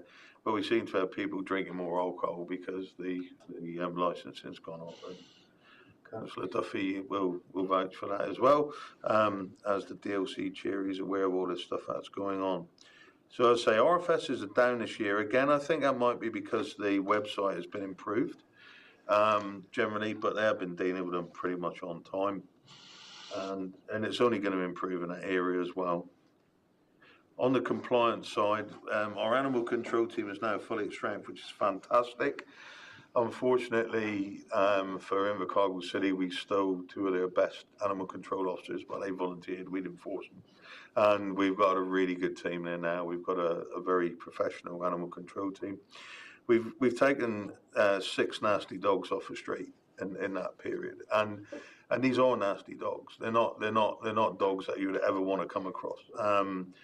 2 of them in particular killed 8 sheep on a property in Tokanui. They try to hide them from us. They hid them in Invercargill. They moved them around Invercargill. But working with Invercargill City Council and the police, we tracked them down and we seized them. And that will be a prosecution for a number of offences. The others we took off was a pig dog owner whose dogs set themselves onto a Labrador. They made a concerted effort to go and get the Labrador.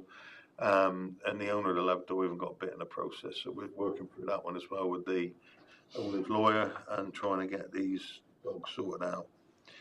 We've had better figures on registration this year. I think we're down to about 35 dogs not registered, which is pretty good at this stage.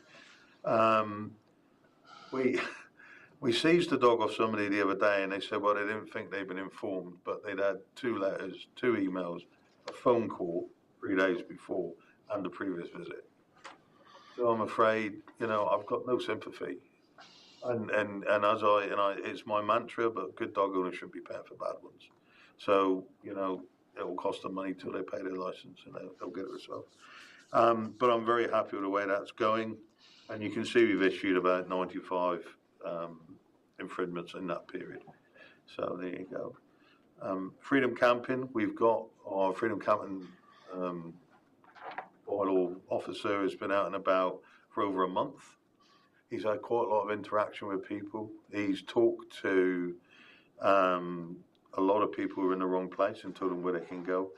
And other than one occasion where people got a little bit gritty about it, he's had good results there. We are very mindful of people who are genuinely homeless, and we do try to support them and put them in touch with the relevant agencies that can help them. We have issued 2 infringements, but I think they were in November. So they're probably not in this period, but that's that. And we've got one interesting one on the Resource Management Act monitoring. We inherited 224 monitoring condition files because we had nobody doing that work for 8 months. And that team, and this is more up-to-date information because I'm not sure exactly when they hit that figure, but they cleared 60% of them, mainly by phone calls, interaction with people. In most cases, very friendly. People accepted that they needed to do stuff, and they did it, and we've done it and monitored it, and so we've not had to bring out the big stick. The feather duster often works better than the club, but we have both in the bag should we require to use them.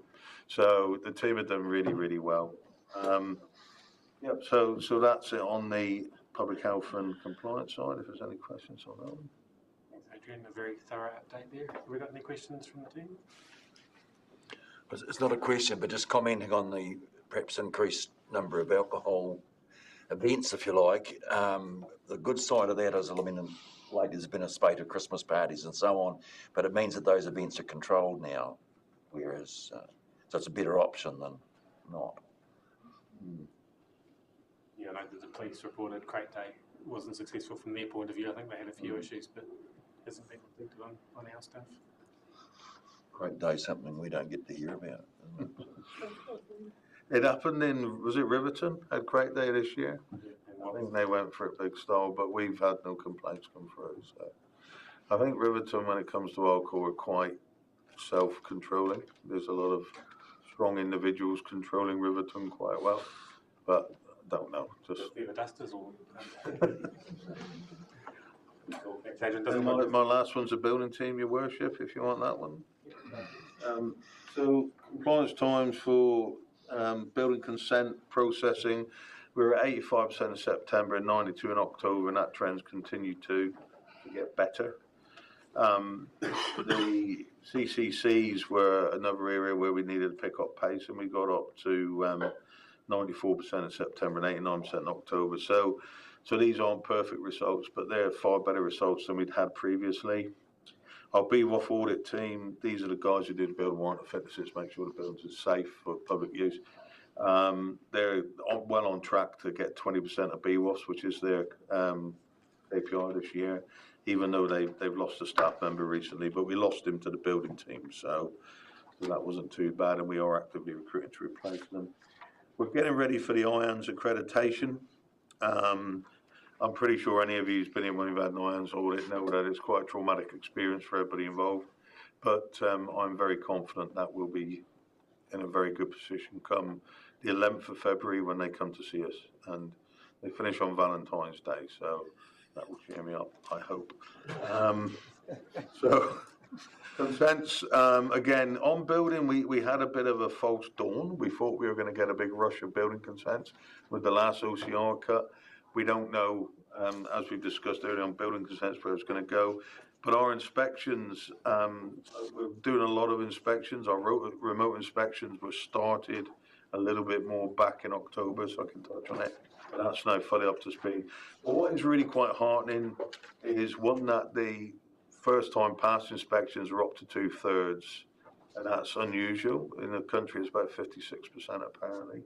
But a lot of this is due to liaison between us and the building groups as well. My building team have gone out of their way to hand out the olive branch and work with these people, and we get on very well with them, and we found out, we're all trying to get the same stuff done. I don't know any builders who want to build a bad building, so there we go. The last thing I'll say on the bottom right hand corner, you've got pool inspections. If you look under, it's got pool inspections completed. That's a really thorough inspection of swimming pools, which I've just realised was introduced by the A3, and I apologise for that being in there. But we're chewing through them. But I'm happy to answer any questions I can. I think you're just trying to beat Councillor Duffy to. Sorry, Councillor. Just a difference between inspection and expectation. Sorry. Isn't it just a sort of a hybrid of inspection and expectation? Exactly. Yeah, I think you're right, Councillor. I think that's probably what it is. Yeah. Do we have any questions from the report? Very thorough report and very well presented again, and I think just reflecting across all of these A3s, and I've said it before, the work that goes into these to get that quality data there, that we can do our job of accountability monitoring, but it's really good to see the positivity coming through this when the data there could be showing a negative picture as well. It's not like we're hiding anything, it's actually positive results coming across all of those A3s. So yeah, just acknowledging the work of Cameron and the ALP and staff and taking us to different. Thank you.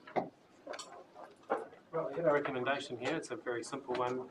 We received the report, which I'll happily move from the chair. Do I have a seconder? Thank you, Councillor Menzies. All those in favour, please say aye. Aye. Anyone against? That is carried. It'd be a good time now to have a break. Your Worship, Simon just couldn't be here.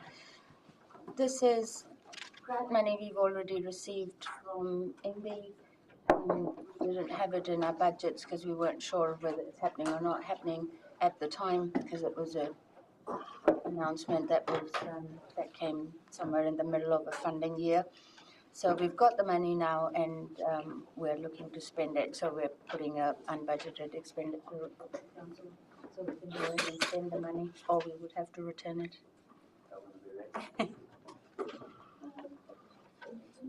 Do we have any questions?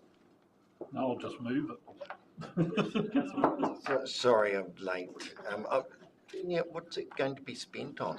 So this is for the energy project. We have got it specifically for the energy project. I wish we would just get money without an earmarked line, but it isn't. So that's what we're spending it on. Any idea though? the possibilities for? Not until tomorrow. Friday, I mean. We've got the steering group set up and it's engaged an expert to give us some advice around next steps. And yes, it's being used in terms of progressing on the island, is it? Progressing, that's a good idea. Good idea. I'm just wondering if there's something new in the world that's going to be spent on. It is a change of direction. What has been looked at in the past, but it looks positive. So the idea of the steering group are working on is something that we can do more immediately, and that's what we'll look at, and then whether there's a longer term next. So kind of staging it is the idea.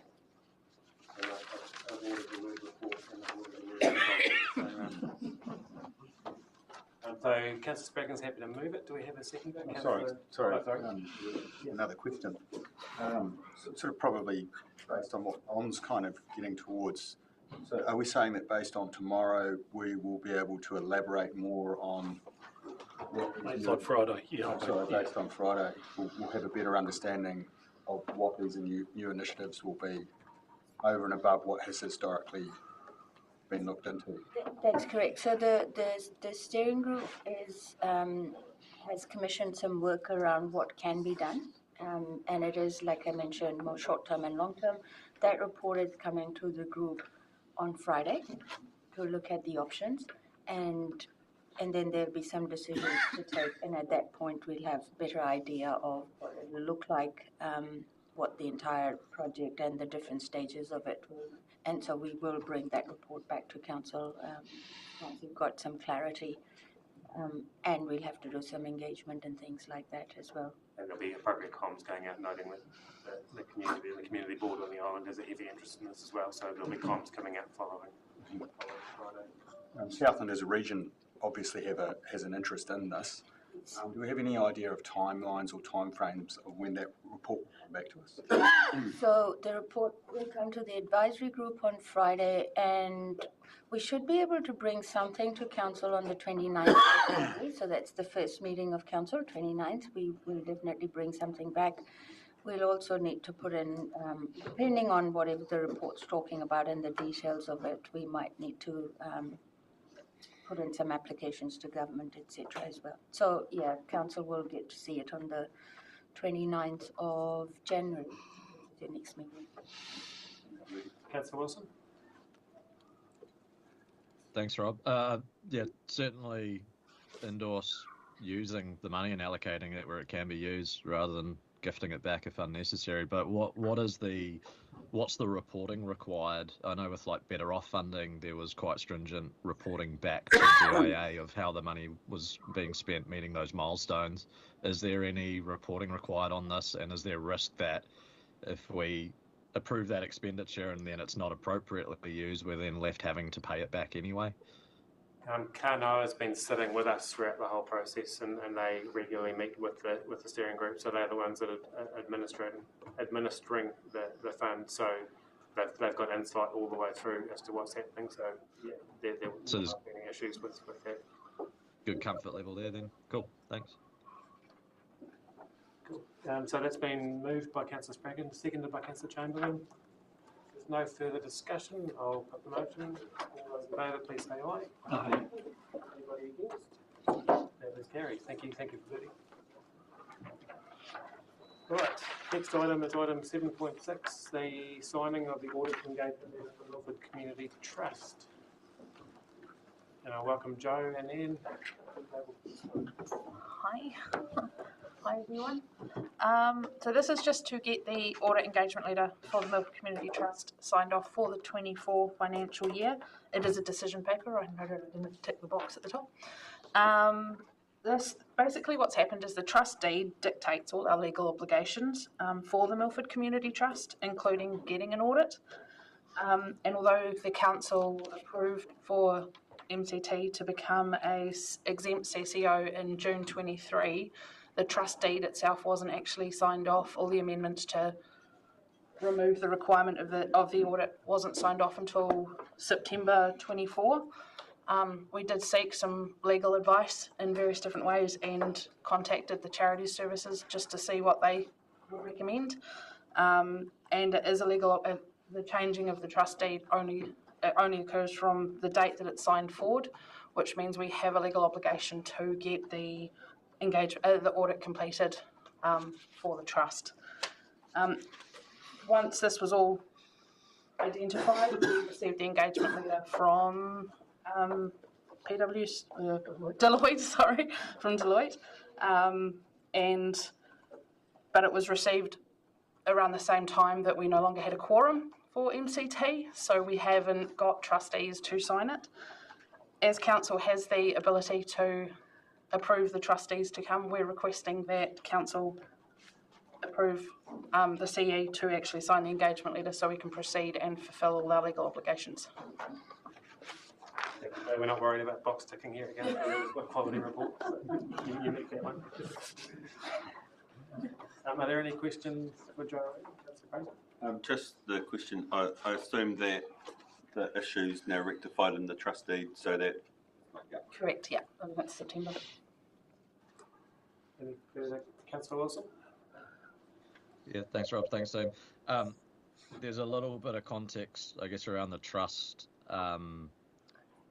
approving the amendments to the deed. It was actually approved back in a meeting May the 7th, 2024.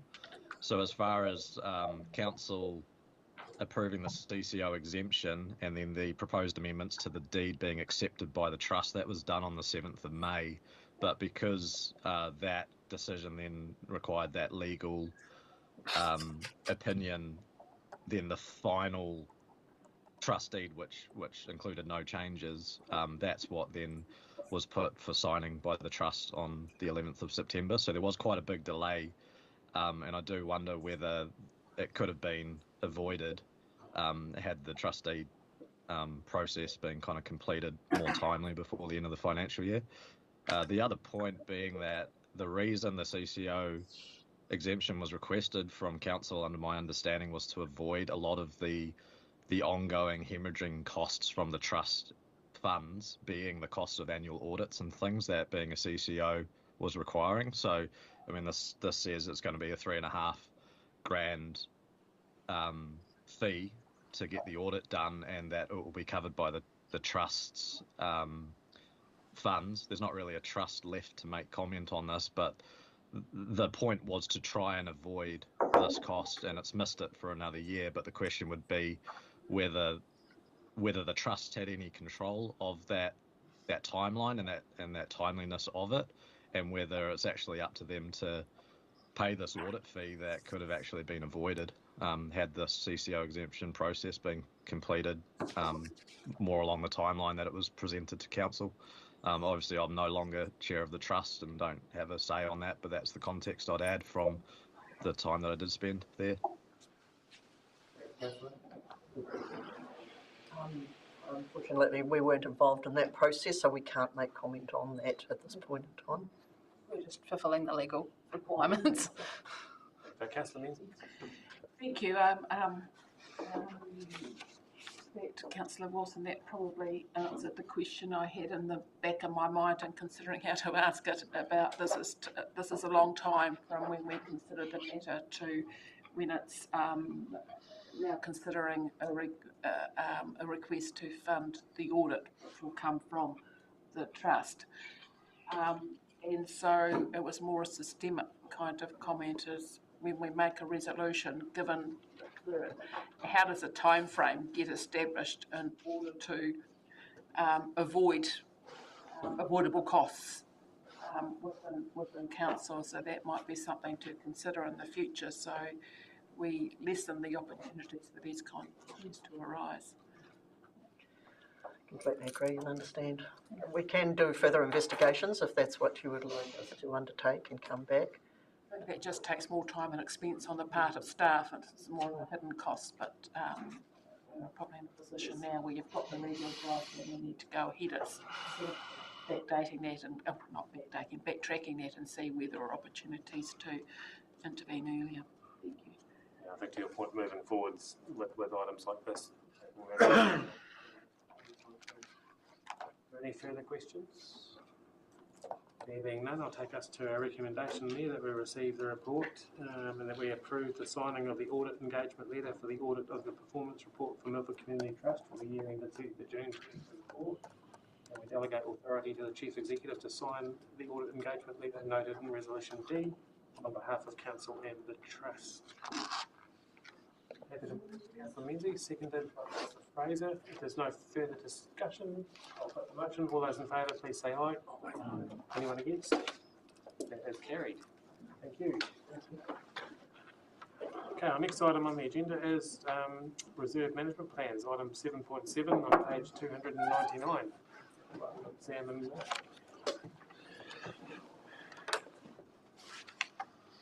Thank you, Your Worship and Councillors. I'll just make some introductory comments and I'll hand over to the Community Facilities Manager, Mark, to do the substantial part of the report.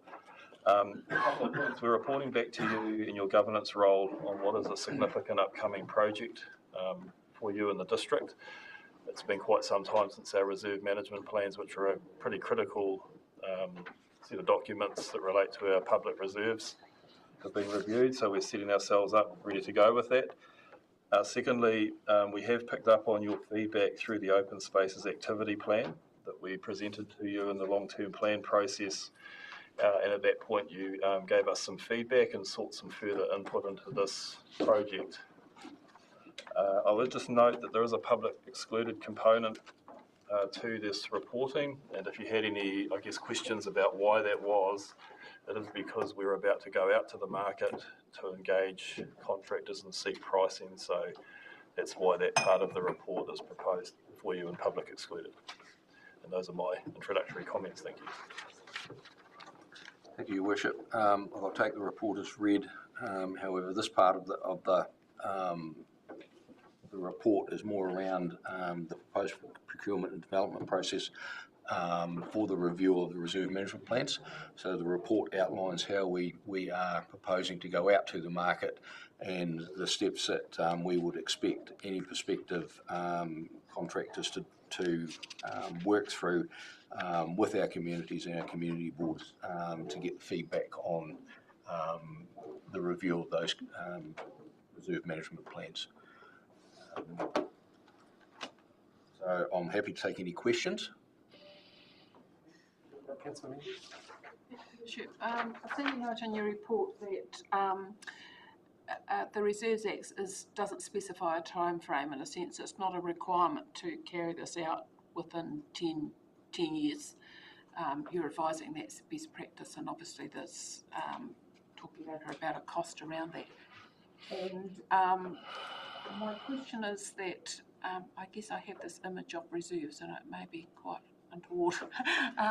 But the question is, in terms of bringing someone in to do that planning, why would it only be out 10 years? Why would we not look to take that out 30 years with the opportunity to review earlier around where there might be a specific need to do that with some reserves? Does that make sense? Just a quick comment on, so the Act refers to the requirement for local authorities to keep the plans under continuous review, and it has some general guidance around changes in activities and land uses that should prompt us to be talking to you about the review. Some of the plans are significantly old, like 2003. It doesn't mean they're not relevant still, because they are. So they can have a relevance beyond 10 years. So we're not saying that they can't be relevant longer than that. If you as a council feel that your reserve management plans are still relevant and applicable beyond a 10-year time frame, that's okay. We have one where you said it's 2003, so it's already 22 years old. So when that comes to be examined, it'll be good to see what level are the recommendations. Just that it will be good to take it further ahead in that look than the 10 years, I think. So because it's a significant cost around this, just pleased to hear that you reviewed what those initial costs are and modified that in line with what you see But I just thought it was an opportunity to take it out further with whoever comes in to do that rather than just restrict it. If we've got best practice around a 10-year time frame, well, perhaps that is not necessary to restrict it to just 10 years. Thank you. Any other questions? I've got one myself.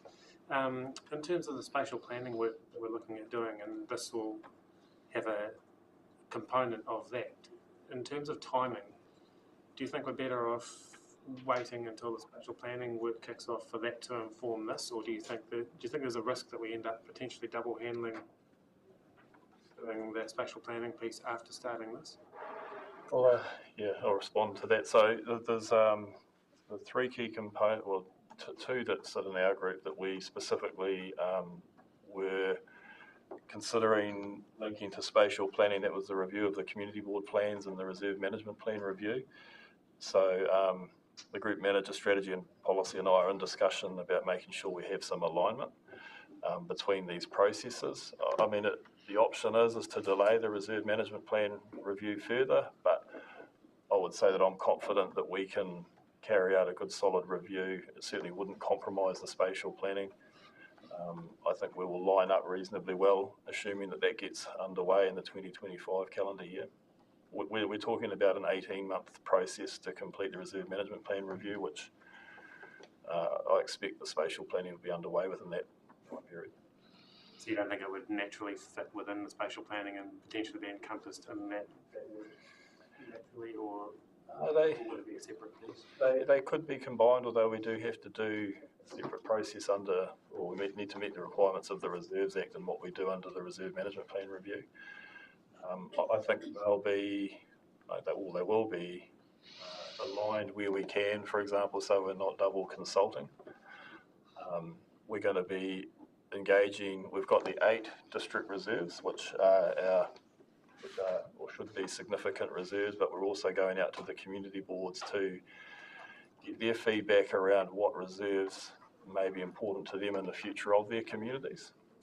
So trying to have that strategic discussion at the same time. Yeah, that kind of feeds into my next question around the community boards, because a district reserve needs that community board. I'm just reflecting on one with a board last term that suddenly kind of appeared in a list of projects, but the board didn't actually know or have any awareness of what that was happening. So I think that important link to it might be a district asset, but the community board will see it as an important one in their area and need to have that feedback and influence into what's happening. Through your worship, so we've also picked up on that feedback. So from the 29th of January next year, Mark, myself and the team will be reporting to you on a more regular basis around what we call our district projects. Because we don't have a Works and Infrastructure or Services Committee, for example, we'll be coming back to update you more often on those projects. There's some examples of us doing that today on some projects coming up in the public excluded component. And my final question, I seem to be holding the question, is just around like the operational costs. You've probably almost answered it in what you just said, but the operational costs for each of these reserves, will that be administered through that kind of process, or governed, I guess, through that kind of process at our level in terms of what's happening on the ground? So, in terms of the operational costs of managing the reserves? Yeah, of each of the reserves, because I imagine they've all got different. Yeah, they each have different budgets depending on their size and what's in them. But that obviously goes through the long-term planning process and gets approved through that. That's sort of part of that asset management plan kind of piece. So what we're moving towards is, as well at a higher governance and sort of design level in terms of mapping out the future development of the district reserves, is that we have community board comment and involvement in it, but that we report back to you to sign off things like future master plans or development plans on the district reserves, significant structures that we might be going to build on them, for example, and give you cost information to consider. Because it was interesting, like visiting that Ivan Wilson Park in Te Anau and Relia last month. And that's clearly a significant district reserve, but also kind of reflected on the role of the community board and that one, how it's a broader picture. Just yeah. Councillor Cameron. Cameron? It's not a question, actually, it's just an observation. The Reserves Act 1977, it's the one piece of legislation that I think we work under that hasn't been changed. So the RMA is, I understand, going to get replaced with the process of replacing that will happen next year, middle of next year. But the Reserves Act seems to endure on, and I haven't heard any suggestions that it's going to be amended or changed. So I suppose it does give us some confidence to continue on and doing that planning, noting the need to make sure it's integrated into the spatial planning and whatever else happens from the RMA changes. I'm just so struck that the RMA will have come and gone, and the Reserves Act 1977 will be just quietly sailing along. So maybe it was fit for purpose from day one. Anyway, it's not a question. Thanks, Cameron. Are there any other questions or comments? Councillor Lyons? Oh, just in Cameron's theme, this Reserves Act's endured. I'm not convinced that there's a need to change the current one. Is there a hurry to do that? There's a significant cost involved. I guess in terms of the Reserves Act, council is responsible for keeping these up to date. So yes, there is a considerable cost involved in doing it, but it is a requirement of the Act. I would have thought that a review could be done on a smaller scale than. Through your worship, to respond, so that is essentially what we're doing, and we may not have provided all of the detail on that approach, but when you actually, like Ivan Wilson Reserve was mentioned through your worship, and when you actually read that management plan, there's a whole lot of still very relevant information in there and a whole lot of hard work and community engagement that's gone into forming that up, even though it's dated from a time perspective. So what we're going to do is engage the specialists to carry out the work alongside the staff, but it won't be about disregarding all of the current reserve management plans. It will be updating them to the current day and the themes that we get back from the community in terms of where they want to see their reserve developments go.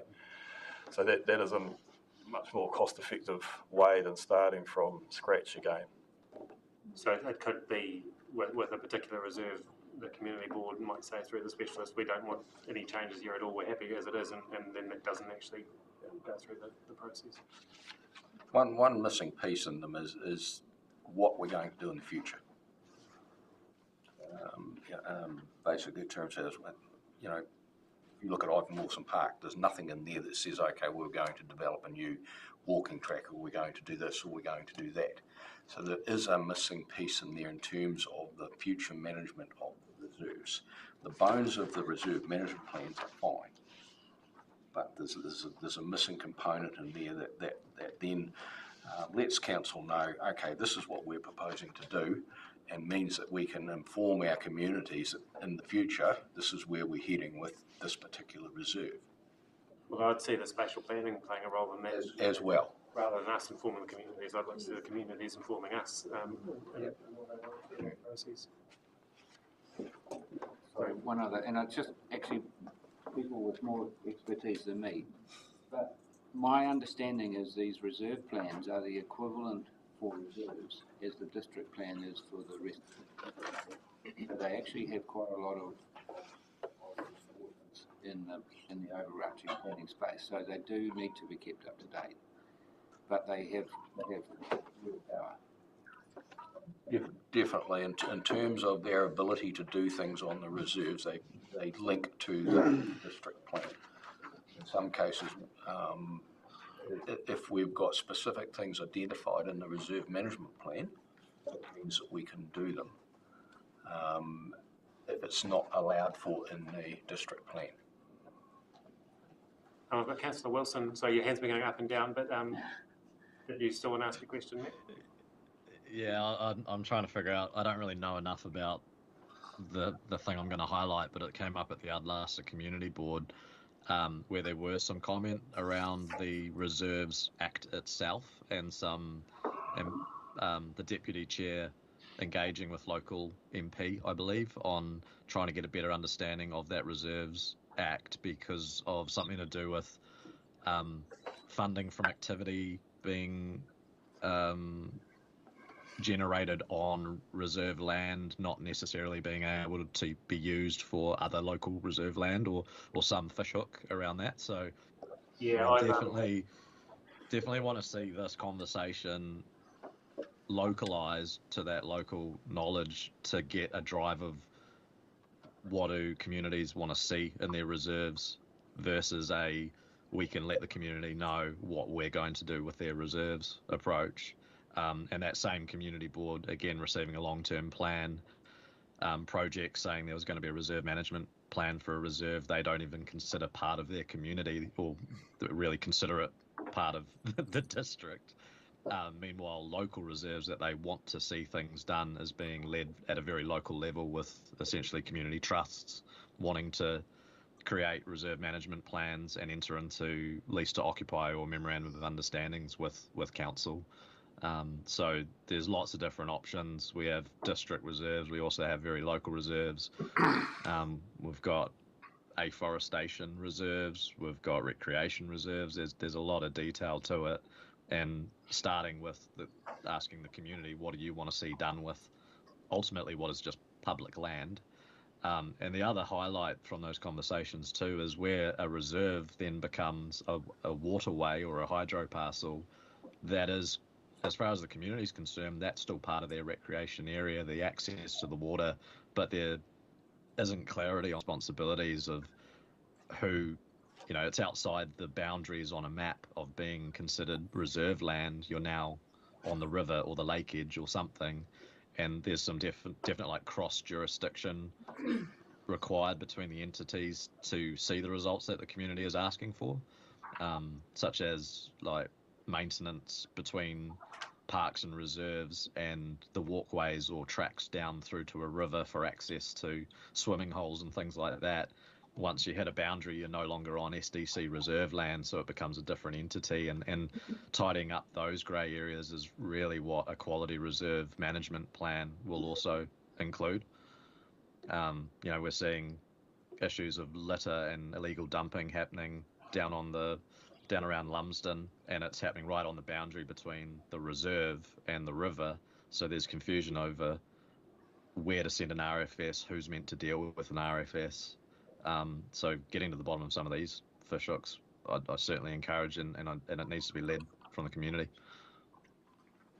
Thanks, mate. I'll forward you an email. I was talking to the MP and they let me know about that deputy chairs, and there's a distinct piece of the legislation that's referred to in there, and it's so that board member has actually asked for the legislation to be changed, whatever that process is, where they put their bill in the hat and it gets selected out. So that may be happening there, but whether that gets any traction or not will be up to the parliamentary process. But it was a specific line in the Reserve Act about any funds generated from the reserve itself are ring-fenced to be spent on that reserve, so can't go out to another community interest piece. But I'll forward you the email that I've got from the MP, that might be beneficial for you. Well, I think that just to follow on that, Rob, that's a community board elected member identifying an issue and raising it at a legislative level with the local member of parliament. So council, I guess, understanding what's going on there, forming an opinion and advocating with that, if that's what the approach of council, we should be involved. Otherwise it's kind of just leaving it to one community representative to advocate at a central government level on their own. We should be informed of what is the concern. We are the one managing the reserve, so this legislation affects that community as well as all the other communities potentially. What's our position, and should we be backing that advocacy? Yeah, that's a good point, and I guess one of the reasons why I've got it in my sights as well now, through that conversation. Your Worship, just I won't try and address all of the points raised by the councillor there, but I would hope to give some certainty around the community engagement side of things, because the process that we're going to run is that we're going to go out to the community board, subject to where you get to with the two reports today, and ask them for their feedback on what pieces of reserves and parks, for example, are important to them, and get that feedback coming back. The Act itself requires us to notify our intention to prepare a reserve management plan and to receive public feedback on that. So there's that stage as well, and then post us preparing the reserve management plan, we go out for a minimum of a 2-month period, seek formal public submissions. So there will be a fairly comprehensive process followed around public and community input. Councillor Menzies? Oh, sorry, I got Councillor Keast first. And then Can you give some assurance that the reserve management plans aren't going to be so prescriptive as they would say that we will be building a track through this reserve, but it will show how, in terms of a continuous, being under continuous review, this is the process that you would follow to allow that if a community decided that that's what they want to happen? Because I think putting stuff in there it doesn't happen, you know, like saying we're going to build a track and then it's outstanding for 10 years and, you know, like we lose face on that. Your Worship, so the answer to that one's not always the same answer. So if you've got a prime piece of reserve that you as a community council want to develop, there is benefit in having a more detailed master plan or future plan for that, because it can then smooth the process that Mark referred to around permissions and process for getting it constructed. It can be quite enabling. And just because something appears in the reserve management plan doesn't mean that you are committed to have to do it. You've still got your other annual plan and LTP processes to make those sort of decisions. There's going to be a whole different sort of scale of detail, like a little piece of say scenic reserve out in the back of nowhere. We will have some generic policies that will relate to those reserves and be quite generic across a number of those, but for the very public high use ones will be more detailed in terms of working with the community, proposing certain actions or future developments that will then enable that to occur in the future. So what is the difference between a reserve management plan and a master plan? We don't want to confuse those. So the reserve management plans will incorporate in some cases a development or master plan, whatever we want to call it. Let's just call it a master plan for now. So theoretically it might be Ivan Wilson and it might show a new network of tracks, for example. It might show where some new buildings might go. And we would work with the community and the council in the development of those. So there's the reserve management plan that has all of the provisions for reserves generally, and then there are some that we'll do a specific master plan for that gets into a lot more detail, so the council and the community know what the future plans for those particular reserves. So a reserve management plans would be like a hierarchy which identifies the level for or the difference between those that are in the same management or same development potential as a reserve, scenic reserve at the back of Beyond versus the 8 district reserves. Which of the 8 district reserves will be included under the reserve management plan, but they would have far more individual treatment of the master plan. The other thing that we have to remember is that different reserves have different statuses. Like you might have a scientific reserve or a recreation reserve or a wildlife reserve. So depending on what type of reserve it is under the Reserves Act, there's different things that we have to do as well. But take for instance North Management plan. Yeah, a reserve management plan that should cover them all, and then you can identify where they fall, what category they fall into. That is correct. As Mark said, they have to have a classification effectively under the Act anyway. The current reserve management plans that we are still current but old, for example, they're all listed. They don't all have the same level of detail, but they certainly do include provisions and rules, if you like, around the different classifications. And when we say we're going to do a master plan, it won't be separate to the reserve management plan. It'll be a component of the overall reserve management plan and becomes part of it. Thank you. There was some work done 2 years ago through the open spaces where some of the community boards worked with. Sorry? I imagine that came with the cost as well. And how is that incorporated into this? Because that's where the community board identified areas of interest to them. So I wouldn't like to see that work done again, given we've already funded some of that.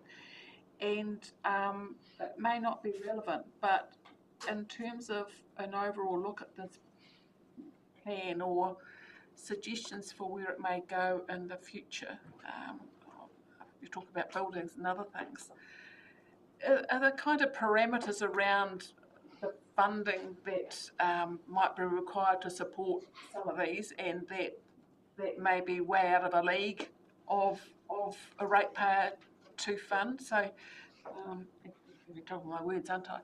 It's a dose of realism around what can be achieved rather than coming back and spending time with business and saying, oh, I could do this, this and this, when in fact it can never ever be funded by the ratepayer. Okay, so from your general governance directions, that's what we as staff are picking up on, I think, generally, that you're looking for value for money. There's a tight financial climate, for example, so that is part of the way that we will brief the contractor that will come in to support us with the work. Thank you. I think that's important, and it's also district funding, and there's a tension between community boards perhaps and what they would desire, and in fact the district decision making about that as well. So it's combining those two things together and coming out with a good product. Thank you. I think just to follow on from that, it's that kind of, I guess the word is realistic kind of plans coming out and taking into account the ongoing operational impact of these plans. If we're putting in things into these reserves that might cost X $1,000s to put in, but for the next 20 years is going to cost us X amount of dollars per year as well. So factoring in all those sorts of things at the start, so we're not sort of finding ourselves in 10 years' time. So I've got Councillor Byers, Councillor O'Brien, and then Councillor Keast.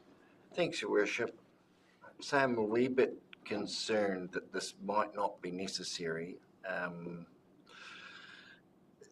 The review, I'm not completely convinced that needs to be done now. Say that there's some plans that are old, but they're functioning. They've been functioning for 20 years. And then the process of enlisting a contractor to come up with plans for the reserves, buildings and tracks and whatever they might come up with, and then working alongside community boards for their input. Unfortunately, I've seen too many examples where community boards are asked for their input and it's been ignored. So I'm a bit concerned about this process as it's presented here today.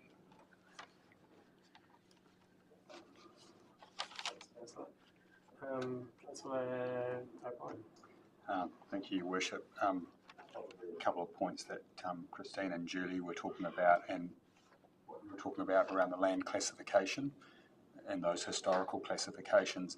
I just want to give you an example which I think is really relevant to an update to this particular plan that you're looking at. A community in Boffamiskal were actually contracted to do this as part of the overall spatial planning for this community. They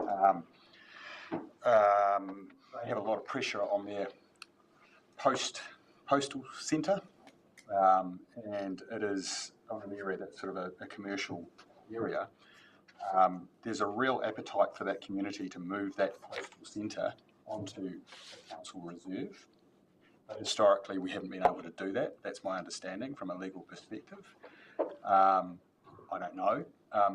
Is this the sort of conversation that we can have in terms of saying, well, the reserve is there, it makes absolute sense to do this because of access and contractors being able to pick up parcels or drop parcels. The community is growing, they've outgrown the current infrastructure that's there. does this reserve management plan, and I'm thinking about this because this community won't be the only one who will have these kinds of challenges. Is this the kind of grassroots, down-to-earth, practical application that we can put to an updated reserve management plan? Reserves can be reclassified, a different use. Okay. An example is North Makarewa Recreation Reserve. It's a paddock, it gets grazed. It's a recreation reserve, but we graze it. So there's no recreation apart from the sheep walking around it happening. So is that the appropriate classification for that piece of land? So that's the sort of thing that we need to start asking and questioning through this process. Have we got the correct classification on a piece of land? And this is a good example. Well, perhaps we haven't. And can we, through this process, can we reclassify it? So yes, definitely, that's the sort of thing that we need to be looking at as well.